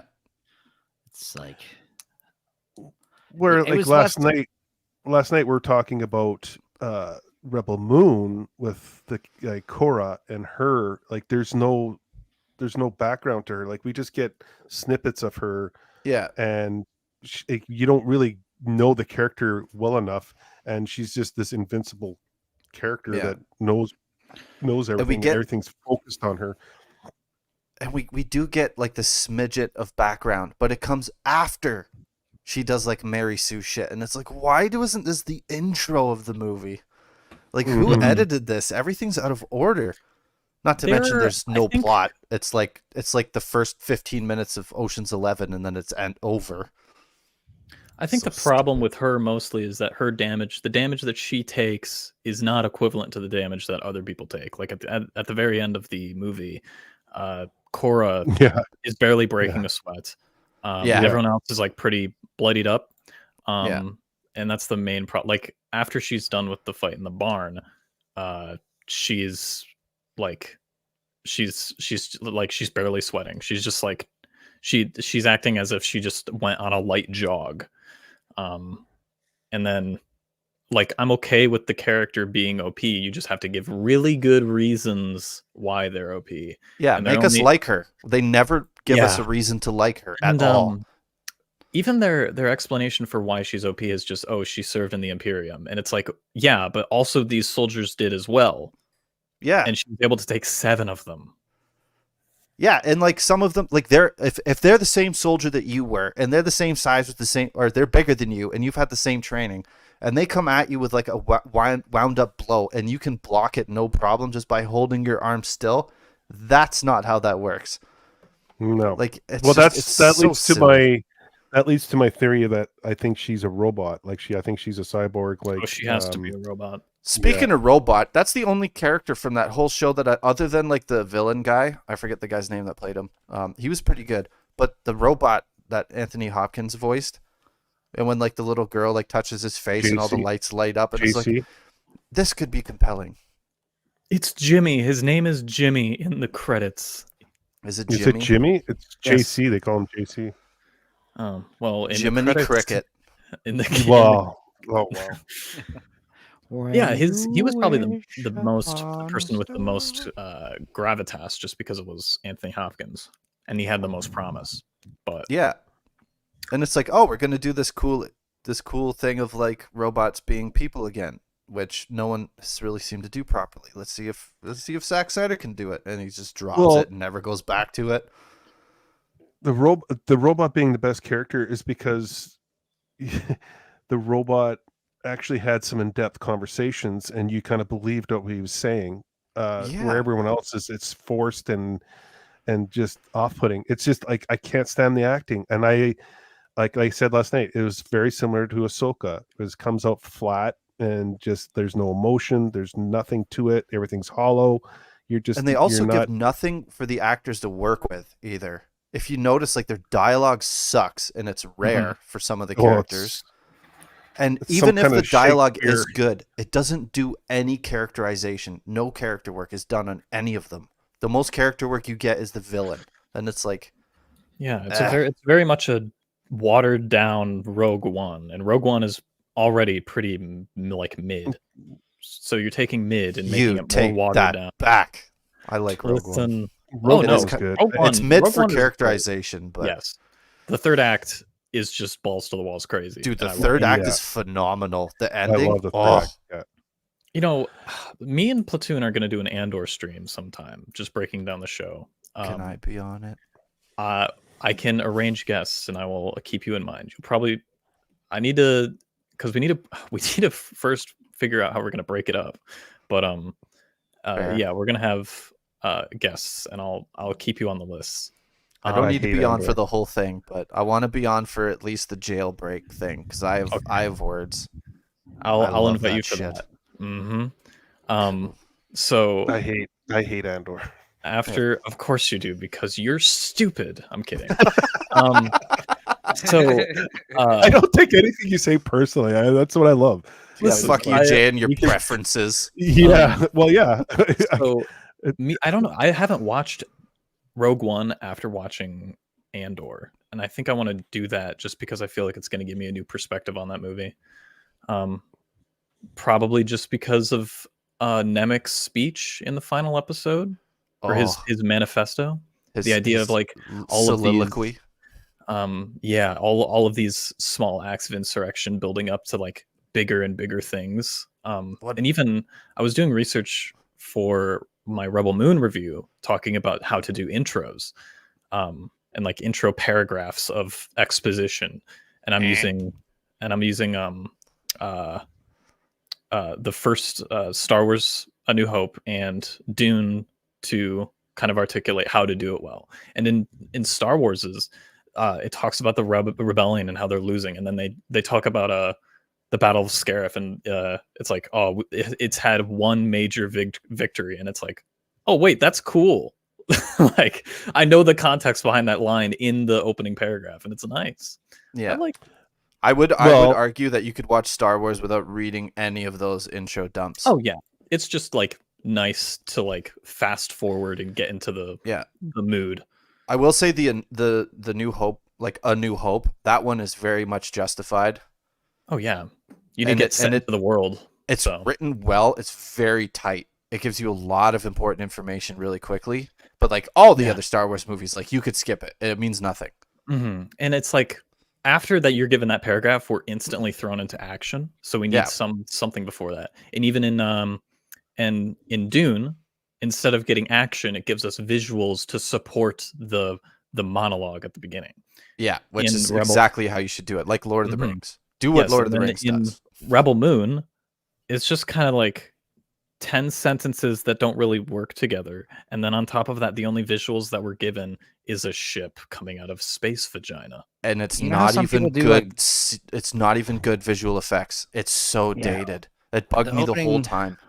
The opening text from Rogue One, it reminds me of like, it's like vague booking, but for like, you know, a movie exposition. I don't know how to describe it. It's just like you could describe a bunch of movies with like vague, you know, there's, you know, turmoil, a world of turmoil, a land of chaos. It's like that's like a dozen movies or whatever. I can't remember what I mean. It's just if I'm not mistaken, didn't the visual effects coordinator or director on Rogue One, wasn't that the same guy that did the creator? Am I? Yes, the director. Yeah, Garrett. The director. Like the director. Yeah, so he did Monsters, which was an awesome little indie film where he did all the special effects himself. And then he went straight to Godzilla, which was crazy. And I didn't really like 2014 Godzilla too much, but he has a background in special effects and giant monsters, so it made sense. And then he did Rogue One. And then he said, I didn't want to do anything else. He said he didn't want to do Godzilla King of the Monsters. He said his next movie, he didn't want it to be a big budget blockbuster. And then he worked on the creator for however long. I was very impressed with the VFX of Rogue One when I first saw it. I thought it was at least a good step above what Star Wars had done up to that point. I think it's probably the best looking Star Wars project under the Disney banner. It's visually stunning. Like also, especially at the tropical planet at the end. It's also just a good looking movie in general. Like the Scarif battle is absolutely beautiful. But if I will defer back to Jay and Blue Eye Samurai, we are talking about something. Before we get back into this, I was just going to say after we're done with Blue Eye Samurai, I plan on doing an Arcane episode by episode breakdown. God, I want to be there for that so bad. Yes. So, and I know Andrew, you're a big Arcane. You're more welcome as well. It's literally my favorite show. Yeah, same. So the four of us are down for Arcane breakdowns, or Sure. Oh, Enzo can't be there. He hasn't watched it. I could be. I'll watch it and be like, I'm middle of the road guy. I had no There you biases going in. I might So come in and be like, I didn't like it. I don't think I will. But, Thursday nights are good for you guys. Hell yeah. Keep it the same. All right. Works for me perfect. We'll get that going after this. So yeah, getting back to Blue Eye Samurai. She's going through the prison cells where all the bodies are. She's still hallucinating. She's seeing all these kind of zombie-esque, vampire kind of looking bodies coming at her, which is kind of cool. And then she finds Tigan. Grunting. She finds Tigan here. He mentioned something. What does he say? He says master. Does he say master to her? He thinks that's Ringo. She thinks it's Ringo because she hears master. Yeah. And then it's Tigan, but she sees who does she see? She sees her mother. Nice. And someone else. It's like a couple of people. The swords guy maybe, and then Mizu. He says, and it's Tigan, and he says, what does he say? That's my scarf. That's what he says. Yeah. Scarf. His takes in this episode are great. There's a lot of comedy out of this. At the end of this episode from Tigan. I hate you, all that stuff, and all. Yeah. I like how he's gone through hell, and he can still like be jovial, which just shows they haven't broken him yet. Because he's free. he literally thought he was going to die. Or they've beaten him crazy. One of the two. Yeah. Yeah. They've just beaten him to the point where he's just like a madman. Like, it's like my favorite torture scene of anything ever was Firefly. When they're both being tortured and they're just like not even acknowledging the fact they're being tortured. They're just like complaining about the captain having a crush on his wife or whatever. It's amazing. If you haven't seen Firefly, go watch Firefly. Amazing. He's like, we're going up, we're not going down, and she's like, yeah, we're going to the ninth floor, and he's like, I hate you so much. And then they get to the tea party. The Tigan's like, I hate you. They get to the tea party guy, and he's like, I'll help. Nobody gets to kill you but me. And before he even finishes the sentence, she just like throws his ass on the floor, like, get out of my way, please. And then Metallica starts playing again. Yo, Cannoli. Fairborn that's in the chat. If you don't know Cannoli, go check out his channel, Cannoli Sasquatch. Him and his wife, Sassy Sasquatch. They got great content on there. So go check them out. My brother and Chico. So yeah, here's the giant. This is the battle between the giant, and this is another comedy bit where he's like talking about teaming up and battling, and he's like coming up with this speech. He's just like, we'll take you on, and she just kind of pushes him out of the way, and he just flops to the floor. That was a good bit too. And then the battle scene, and she's still hallucinating. That's the thing.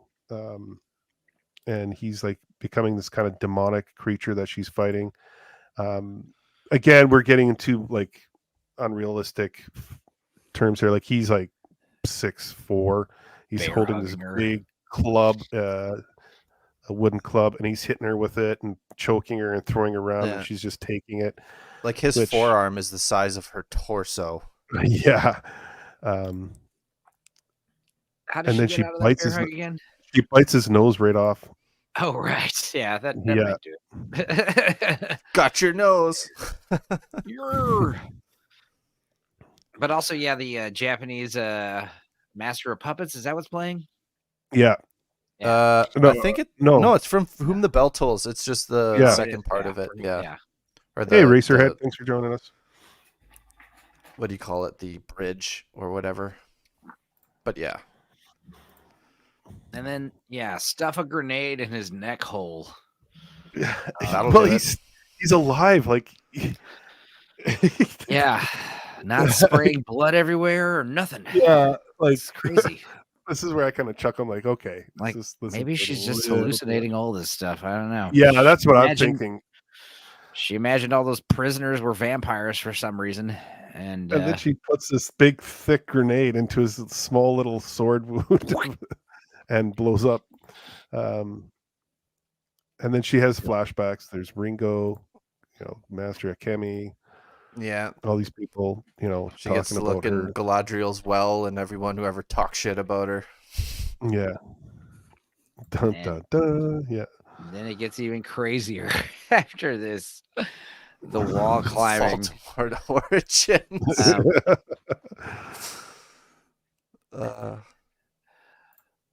And then she gets up, and then she sees Tigan falling, and she grabs him with one arm. I mean, again, like it's a little much because her arm would be ripped out. Whatever that sword's made out of, NASA wants your phone number. Like, yeah. And then she's climbing up the wall with Tigan. Yeah. On her back. Yeah. And then she's climbing with her fingers, basically, and the tips of her shoes. She's doing the Ninja Warrior here. She's climbing up the wall, and she even slips and grabs, catches herself with her fingers. Like it's the scene in Revenge of the Sith where Anakin's holding both the Chancellor and Obi-Wan on a wire. While the ship is... but the Force, don't you know? Maybe Japan has like less gravity there. Yeah, maybe the gravity is just like different in Japan. Well, wouldn't it be stronger because they're shorter? Yeah, it would be slightly. That is true. It would be slightly stronger, but they're off the ground, so it's. And this is another part. Like, so she lifts her head up, sees this room is filled with soldiers, and one of the soldiers, for no reason, like breaks formation. I assume he hears something and he looks and there's nothing there. So you're assuming she went back down, but no, she actually scaled the window, and now she's above the window. Like before, I don't know what happened. There are actually knives made out of meteor. They're really hard to get and are super rare, but the pattern, I believe that. I was gonna say, like, are you tickling my gooch here, or like you just? I have. I remember from episode 1, Hostman said he knows a thing or two about swordsmithing. So I believe that's him. right. Yes, never met the man, but I would be surprised if the meteor sword is like stronger than normal tempered steel or whatever. If it is, that's here's insane. The real plot hole: heavy ass sword between her 17th century teeth. Yeah, some Zorro shit.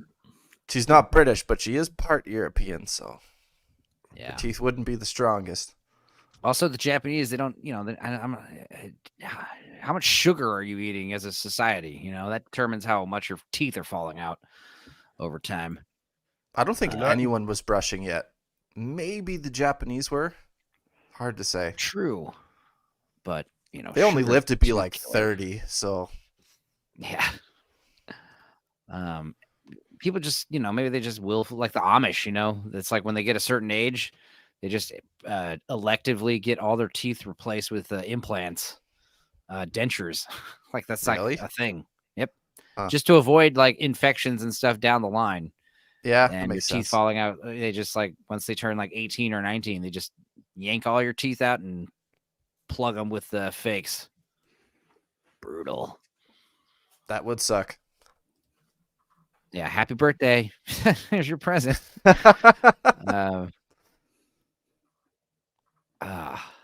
So stab the guy through the window, through the chest.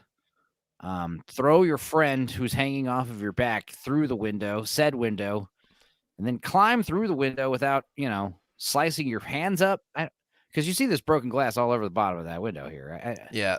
Ezio's got nothing on her, man. It's insane. I don't know if you all have ever played Assassin's Creed. I would say all this like climbing the wall stuff is worse than the grenade. The grenade, you'd be surprised could have been a flashbang. You'd be surprised how people can walk off like an explosion's go. You saw that video where that guy threw 3 grenades in that small office room, and like most of those people lived. So this climbing the wall with your fingertips while carrying a friend of yours. Even if it was reversed, where Tigan is carrying Homegirl with his fingertips, that would still be really hard to believe. Arnold Schwarzenegger doing that with like a young 90-pound woman. That's also like, this would be a lot to take in.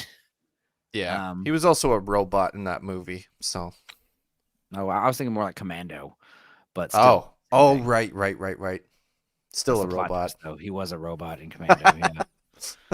It's like Alyssa Milano was like, "Daddy, what's wrong with you?" Anyway. Yeah, getting shot in the shoulder, not so bad. Still hurts. Yeah. Hurts Yeah, I plenty. mean, Especially this this is where fucking the finer- spherical round that mushrooms like a bitch the second it hits you. And it's probably This is hot. where, If this And was it's made go of ahead. lead. this is where she learns how to dodge it later in the finale. Oh, right. Right. She knows that bullets are bad. Also, yeah, I mean, if this was her first injury, like first major injury in the conflict, then that'd be a lot better. Because we also have to assume she scaled that wall with the hole in her heel. Mm-hmm. I- Usually when a character is shot, it's like a big deal. In this, Should it's be. more, yeah, it should be a big deal. It's a little and in pellet, this, it's more, this is your first time interacting with this technology, rather than you've just been shot and now there's a giant hole in your chest. Yeah, it's in her shoulder, but still, it's like this is a learning experience. Like collarbone, chest muscle. You're not using that arm at all. Yeah. I mean, you could get lucky, but yeah, it's gonna hurt real bad. Also, it depends. Did she get an exit wound? Because if she didn't, that means there's a fucking lead slug in her fucking shoulder, which also hurts. Yeah. And stings. And they were lead, so you would have all kinds of side effects from that. One of which is going insane. Well, she already seems insane enough. She already lost all the blood in her body from the ankle stab. Yeah. But maybe there's Fowler blood then- thickeners in that drug. This sounds bad, but like, what does she do when she's menstruating? Like in this time, because there's no like pads or anything really at that time. I think they just used cups, didn't they? Maybe. Let's look it up. Maybe I'm she's not trans. going to look that up. Are you No, assuming I'm that not she's either. not a trans? Japanese tampons. They do. What does they use? I mean, Women in ancient technically, Japan. she is trans in this. Women in ancient Japan fashioned tampons out of paper, held them in place with a bandage, and changed them 10 to 12 times a day. Oh my God! Plug it with your Wow. thumb as well. That's a whole other. That's a whole Hey. other meaning to the phrase. Put your thumb in the dike. Ain't nothing wrong with a little blood magic, all right? Hey, I'm how Dutch. the Dike girls- means big damn. That's how the girls sink their claws into you once you start doing the blood magic with them. Sure. They start slowly increasing the amount that they put in your food. No, like when you start having, period sex with them, there's like some kind of blood magic, some kind of witchcraft that happens there. Oh, right. Same thing when you like inseminate inside a woman. It's like you're giving her your dude magic. They start acting like you after that. You notice that? They start picking up your mannerisms and shit after you start like busting in your girlfriend. You guys notice this? I haven't done that yet. I'm afraid. No. It's awesome. Don't worry about it. What? I bet. Yeah, there's certain times, when the chick's menstruating, it's like strawberry shortcake time. That's like No. I don't think Yeah, Angie's dude, ever seen a real woman though. You I can never want you totally, to say that again. You can No. totally come up No. inside your girlfriend when she's around that time of the No. month. That's why it's awesome. God. Guys, we're all adults here. We're all sick humans, right? Disgusting. You don't know how mammals. old I am. I could be 11. We're all disgusting mammals, right? I am a child, according to Beesup chat. So Y'all need to learn the Italian ways of how to please a woman, day or night, any time of the month, whenever she asks for it. I've never given. You guys watch Saltburn? No, I haven't watched that yet. You know, I was He going gives to. he gives someone a rainbow kiss in that movie, where you go down Cancels on a girl in that orders, time. Oh my god, bro! I was gonna go see that movie until one of the actors said it was like empowering that someone It's licked the grossest cum. part of the movie. Oh, What? yeah, that move. That's the movie. Yeah. Yes, yeah. He You mentioned basically that like today. so he's like he sees like this guy he's got a crush on. He's jerking off in the bathtub, and then later, like as the bathtub's draining, he goes into the bathtub and starts like slurping up the fucking bathtub water out of the drain. It's disgusting. I am not making marinara tomorrow. I've changed my mind. Saltburn. I need to get a Platoon to watch that. Saltburn was disgusting and mean-spirited and hateful, and I liked it. Thought it was fun. Getting back to this, Mizu's battling Abijah Fowler and just getting beaten down, both of them. She has a flashback with Ringo saying this is not the way of the samurai. And then she decides to take Tigan and jump out the window and get into the ice cold lake at the bottom. And she should be dead. She should be, but this is, animation. This is the fun stuff. And this is basically where it ends. We see a shadowy figure. This is where the show ends. This is it. She died. Yeah. Everything Yeah. after She's in alive. heaven. And this was a beautiful story about how revenge is cannibalistic and will eat you alive. Yeah, right. Because that's the thing is like even if that is Ringo and he is sticking his little stump in there to save her, she's already sunken too deep. I mean, assuming she swims back up, I guess. One last but we gotta kind of see it. This is like a massive cliffhanger. Well, that's kind of an unwritten rule in Hollywood or most movie industries, really. If someone falls into the water in a way that they should be dead, all they have to do is cut away and then cut to them coughing on a beach somewhere. Yeah. They do it all the time. It drives me nuts. Yep. But I accept it because I want to see where it goes. Yeah. Well, episode 7, Heaven. Yes. Episode 7 is a lot better. No, yeah. This episode is it's one of the weaker. It's probably the weakest episode story wise, but one of the funnest episodes. It's fun and it's animated super well. Like the whole thing is why beautiful. I didn't really. The first time I watched it, I didn't really think too much about these massive problems. The first time I watched it, I was like, "Yeah, this is because we just came off of the heels of the Nolan episode, know, and I was like, I was pretty into that. That was the episode that kind of turned the show around for me. Yeah, and this one was kind of like a good. What was episode 5? Was that the one where it was the backstory? Fight?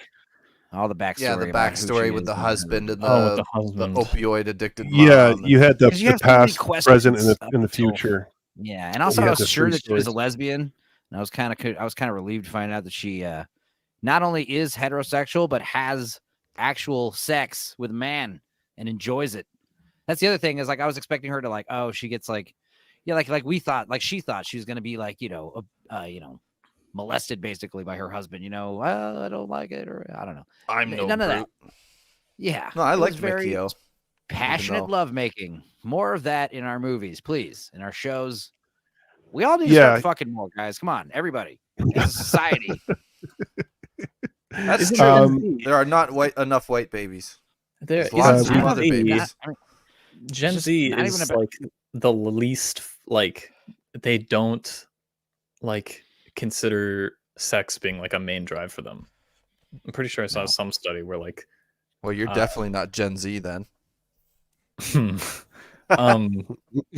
I saw like a study where Gen Z like doesn't care about sex that much, which is crazy. Well, here's the thing about that. And I talk to kids about this in our school. The older teens, because I talked to them about smoking and everything and how it, kills off the circulation to your erectile and even to the females for clitoral satisfaction. But like with the access of porn nowadays, and it's so out there and it's in your face all the time, people are getting more and more addicted to self-gratification through porn, and it actually kills the desire to have, like, you don't have the desire to have sex with a female or vice versa, because you're not getting that imagery, you're not getting that that fix that you get from porn. You're getting that fantasy. Yeah, you're getting desensitized. Coomers. Yeah, you're getting accustomed to So you're a certain pattern, and yeah. if that pattern isn't associated with an actual human being, then it's not gonna work for you too good. I did hear that fact not long ago that And also, the on rate top of that, impotence among like young men, I'm talking like Yeah. 18 to like 25, is through the roof. They're getting like Viagra and shit, and it's like, what? Well, Yeah. not only that, like when I was going If I back had to Viagra, I would paramedic, die. Like, when I was a kid, or not a kid, when I was a paramedic, sorry, I got called for pediatric calls because that's where the level I was at. But there were very few. Like if we had a pediatric call, it would be like a broken leg or arm or something, a child related. As my last 5 years of being a paramedic, especially the last couple, I saw more diabetic calls, more strokes, heart attacks, all this diabetic related medical stuff with kids from like ages from 10 to 16. It was crazy. Like you've seen a 15-year-old kid having a stroke because he's sitting at home playing video games, jerking off, eating Cheetos and drinking Red Bull all day. that's the dream. Sounds like That's the like life. Yeah, I was gonna say yeah. the dream, living the dream, little fucker. yeah, listen, getting a 5-kill streak in Valorant is pretty much the equivalent of a sex. I'll be honest. What was it, Arnold Schwarzenegger in Pumping Iron, when he's like, "When I win Mr. Universe, it's like I'm coming. Feels like I'm Yeah. coming." Yeah. I'm gonna fuck you till you love me. It's like when I have a steak, I'm coming because I'm having that steak. It's like so rich in proteins. I'm coming with that. I'm coming when I'm on stage. I'm coming when I'm weightlifting. Yeah, it's Stay away Arnold. from me, Arnold. Weirdo. I was Yeah, gonna like say, when if I you was ever a meet kid. Arnold, I'm like, dude, I'm so excited to meet you. It's like I'm coming. It's like I'm coming, and just watch his like face, his smile wipe away off his face as he walks away. All right, fucking asshole. You know, Arnold, it's like I'm coming. It's Although like I'm coming. I would love to shout that at him. Oh, I he knew did. a Hawaiian dude who took Viagra in his mid-20s, had to go to the ER. He had a hard on for so long. It was extreme. It is. It's I've seen priapism. guys I've seen guys with cock rings that, put them on too tight, leave them on. The penis like turns purple and black. I've seen a guy, I went to a call where a guy put his dick in. You remember those steering wheels where they have the holes? Can in we just the... do this on Thursdays, like Jay's crazy paramedic streams? Like, dude, The guy was trying to impress his girlfriend. He put his dick in the steering wheel, like the those steel. oh yeah, ladies aluminum. love that. Oh fuck. Yeah, he did that, and he got Just his dick kidding. stuck. So they had to rip off the steering wheel, and we had to take him to the hospital with the steering wheel on his cock, and it's like engorged. And I was just Please like, tell me the car was actually driving when he did it, right? And he had to figure out how to No, stop they were the parked. car. Oh god damn it! Parked. Yeah, it's like, Like, what was you this should grab the excuse? wheel, He hit the babe. brakes too hard. Yeah, but why was your dick out? It's like, hey babe, you want to see something cool? Check this out. No, stop it, babe. Ew, ew. Oh shit. Oh shit. Oh babe. Oh no. Oh shit. Yeah, you don't. I don't know if you get those kind of calls anymore because kids don't really do that stuff. They're more like Darn involved it. in video gaming and online Society and has social fallen. media. Yeah, it really is. falling Kids aren't apart. putting their dicks in weird things and getting them stuck in it. Damn. I was actually I almost got involved with this. I might go back and do it, but there was like Oh, gosh, what are you about to say? Where's no, where's this no, going? it's along the lines of like helping out like, Heroin. the youths and stuff. There was this program where you could like Stick your mentor dick in kids. what now? What are you gonna talk about? No, it's going back to like saving the youth from the fucked up future. But like meeting these kids online and like doing like some sort of mentorship through like playing games with them online and like giving them advice and there's a much better life that exists outside of the internet, and I might get into it. I don't know. Ironically, I got you a only give the friend that lesson does it. online. Yeah, well, you gotta meet them where they are. Well, Yeah. Bagface kind of does that societal culture kind of talk on his videos, and they're done really, really well. Yeah, he's good at him. He's got production value, man. Yeah, I'm so- stealing his production value once I get this green screen that I ordered. It's all Tinder and shit. No meeting in person at the bar club. Yeah, there's none of that anymore. Yeah, dating Tinder apps sucks. especially. I know there's a sometimes- couple of good ones, like Bumble is better. I I believe Hinge is another one. I don't use dating apps. I don't know how they work. They scare me. I thought you used Grinder. Oh, 100%, bro. Back in my day, you just could yell at a woman Sorry, across the street. I'm just. I don't use any of them either. It just Hey seems man, like a no bunch judgment. of attention It's a seeking. judgment-free zone, man. If Andrew used Grinder or whatever dating app he wants, I won't even blink an eye. Platoon probably uses one to find twinks. Oh yeah, 100%. Yeah.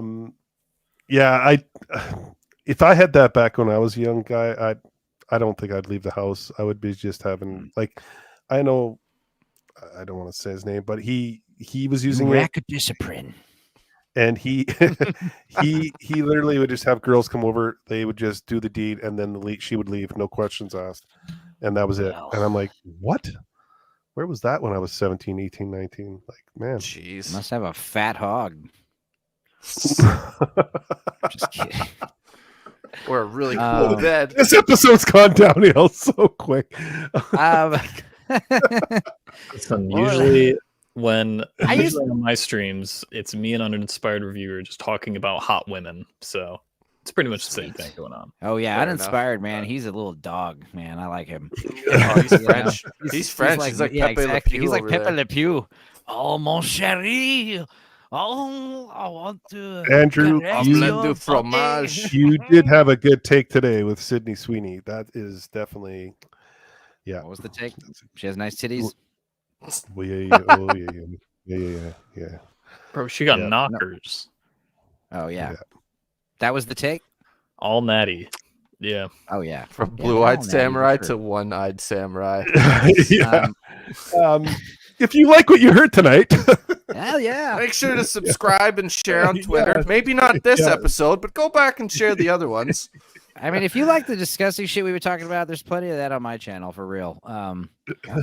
We get pretty fucking stupid. In fact, don't be surprised if my channel gets nuked one day. I mean, that's kind of why you guys should watch those videos while they're still up there. Oh, we have a pool. Don't worry.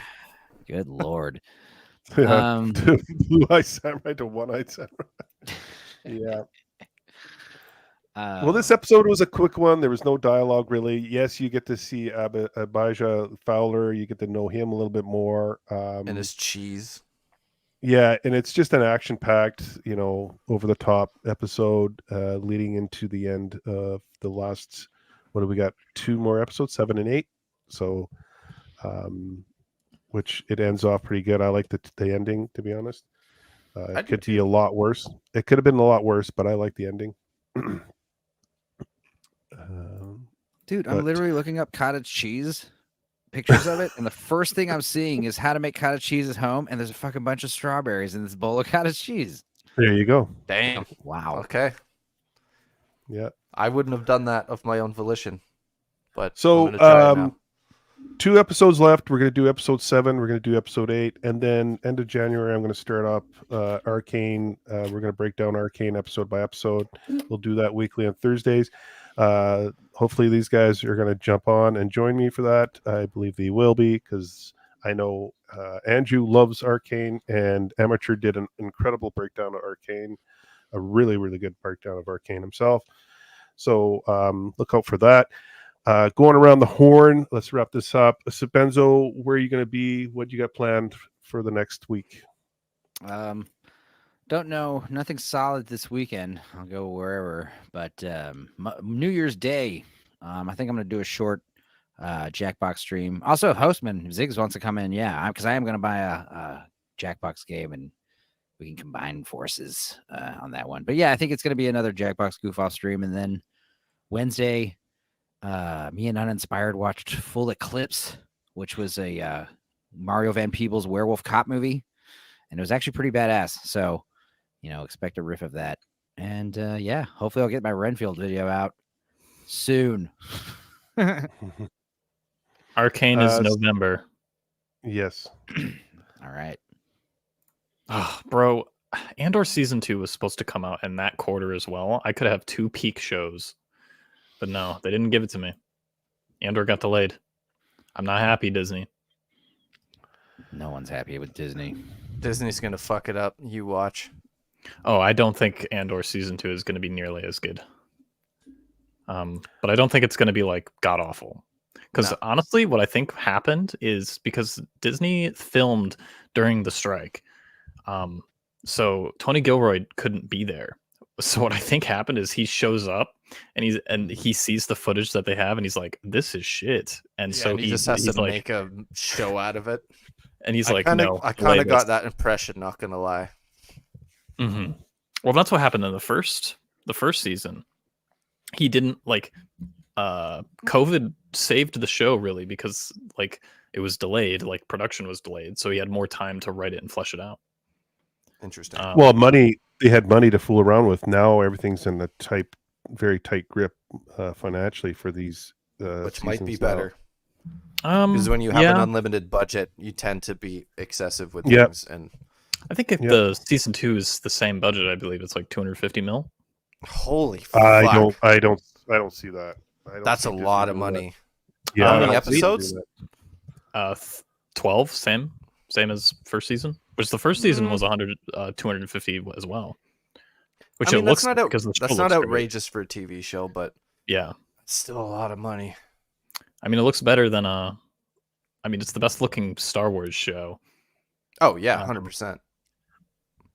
Like that show looks really good, especially Coruscant. Everything there is just mwah, chef's kiss. Yeah, visually, I would tend to agree. Yeah, like Mon Mothma's her mansion apartment, the knickknack history gallery, art gallery of ancient civilizations, and then you obviously have the ISB meeting rooms and their organization. All of it, especially the ISB, very oppressive, which is a nice tone for that, obviously, because it's the Empire. But anyway, what do you got going on in the future, Andrew? Oh, me. Well, tomorrow I'm on BSUP for their year roundup. I have no idea what time I think that's 7. I think Platoon said earlier. I don't know. It's sometime tomorrow. Well, they said 11 p.m. So I'm assuming that's their time, GMT. So calculate that to EST, and that's when the time is. Fair. I think that's like around 5. Actually, I think that's 5. Yeah, BSUP's return. Don't worry, I have a meme for it. And then Rebel Moon video, still working on that. I think I'm going to be on a collab video talking about Zootopia. Because Zootopia is really bad. So yeah, I didn't care for it. I'm specializing. The movie, like the animation. The animation's like standard Disney animation, nothing new. But like in terms of story, it's just like it's pitiful. Like I'm specifically targeting the.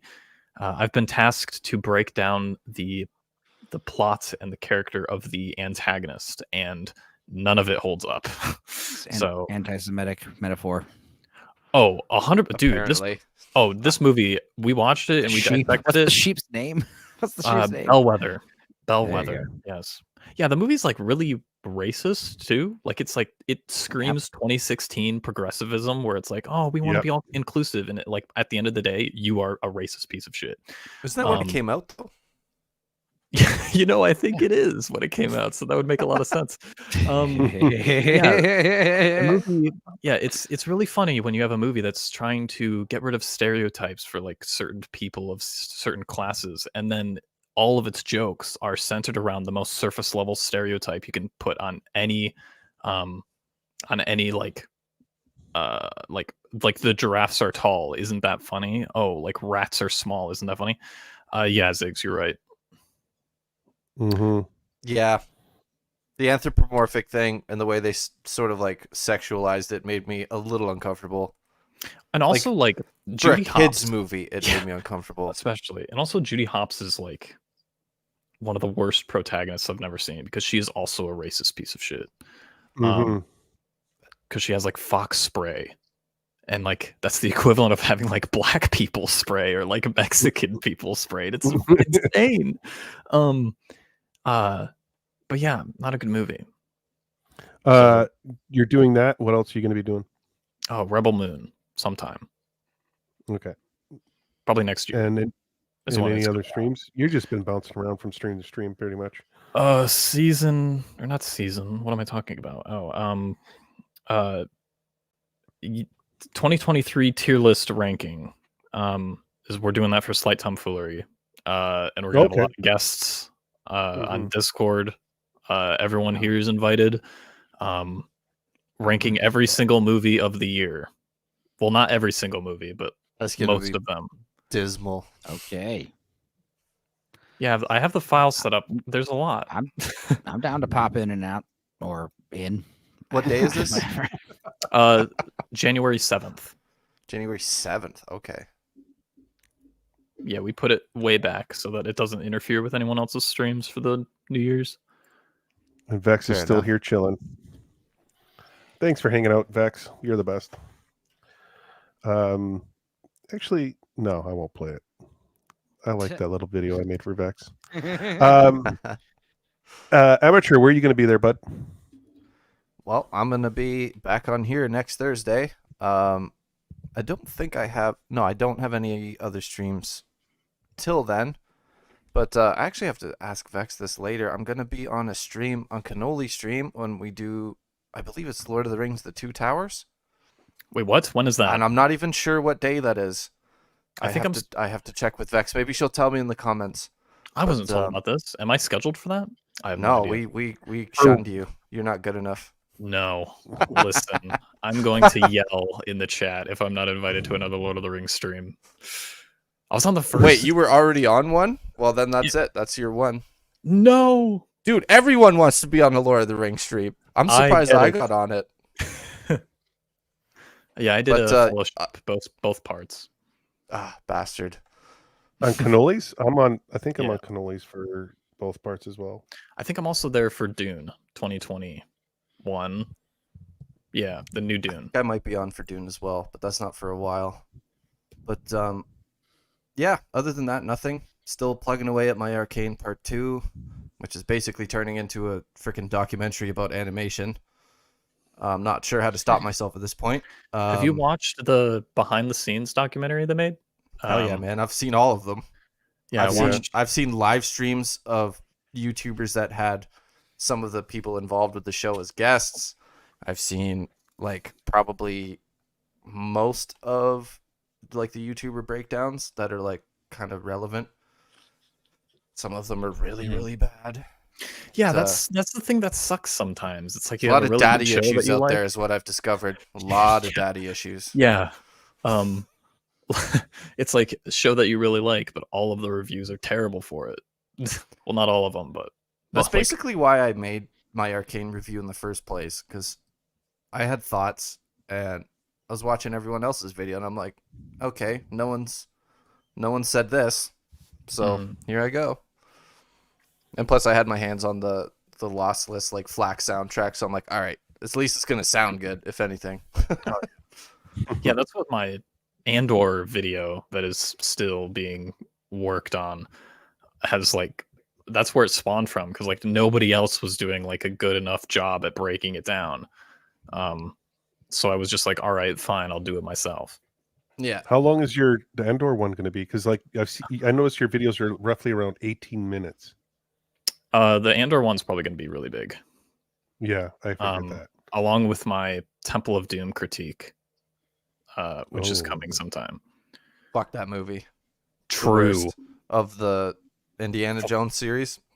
Not impressed. It's not as bad as Dial.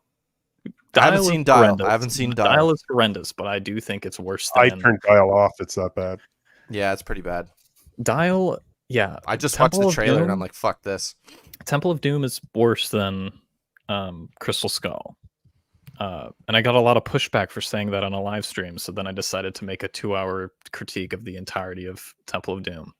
Crystal Skull's got flaws, for sure, but Temple of Doom is painful.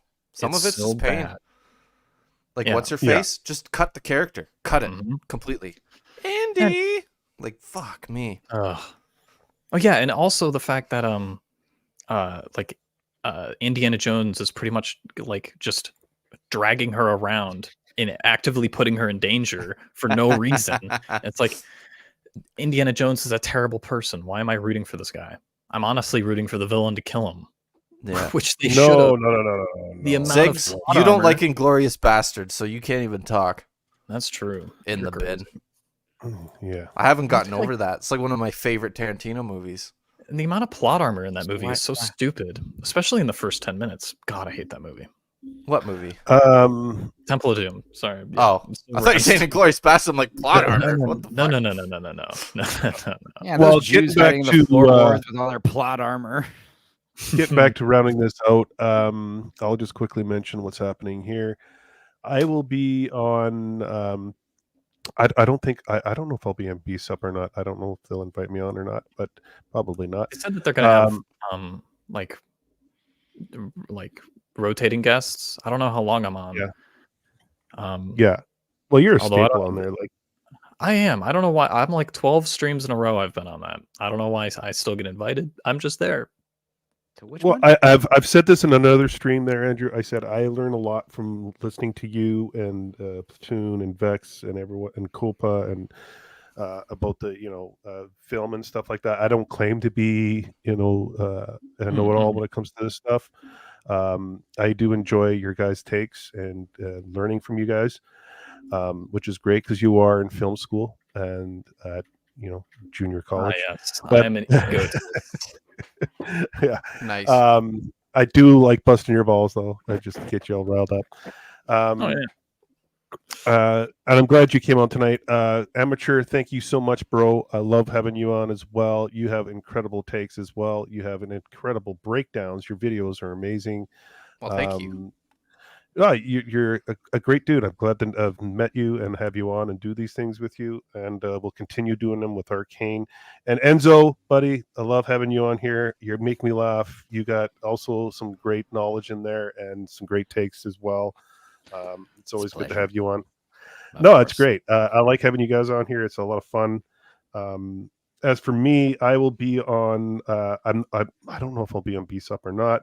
I don't want to say yes or no, but Saturday I'll be on Saturday Night Hypnosis. I'm part of that crew on Saturday nights. And then next week I will have. I'm not sure if I'm going to do a New Year's, best and worst of yet. I'm still figuring that out. I'm still working on my Blue Eye Samurai video, which I'll be putting out hopefully next week if I can get it done. And then on the 3rd, I'll have Lance Nielsen on here. We'll be talking about his book and his career. I'll be interviewing him, having that conversation. And then Thursday back here doing episode 7, Blue Eye Samurai. So look forward to that. Cool. Sweet. Again, guys, thank you so much for coming on. I always appreciate it. it. Always love getting invited on streams, man. Yeah, anytime. Always fun. Yeah, and like I said, we'll get going on some Arcane in the new year, so it'll be a lot of fun with that. Sounds fantastic. So, everyone in the chat, thank you so much. You guys are great. I greatly appreciate all of you joining us and listening to our stupidity. Well, mine anyway. It means a lot to me, and I'm hoping to get to 1,000 in the near future. I'm over 600 now. I just got to keep on pushing and creating better content and having some great guests on, like I've had in the last few months. So it's been awesome. Yeah, we'll see you guys all later. Enjoy the rest of the evening. Enjoy tomorrow. Enjoy the weekend, and everyone take care. Peace. Strawberry shortcake.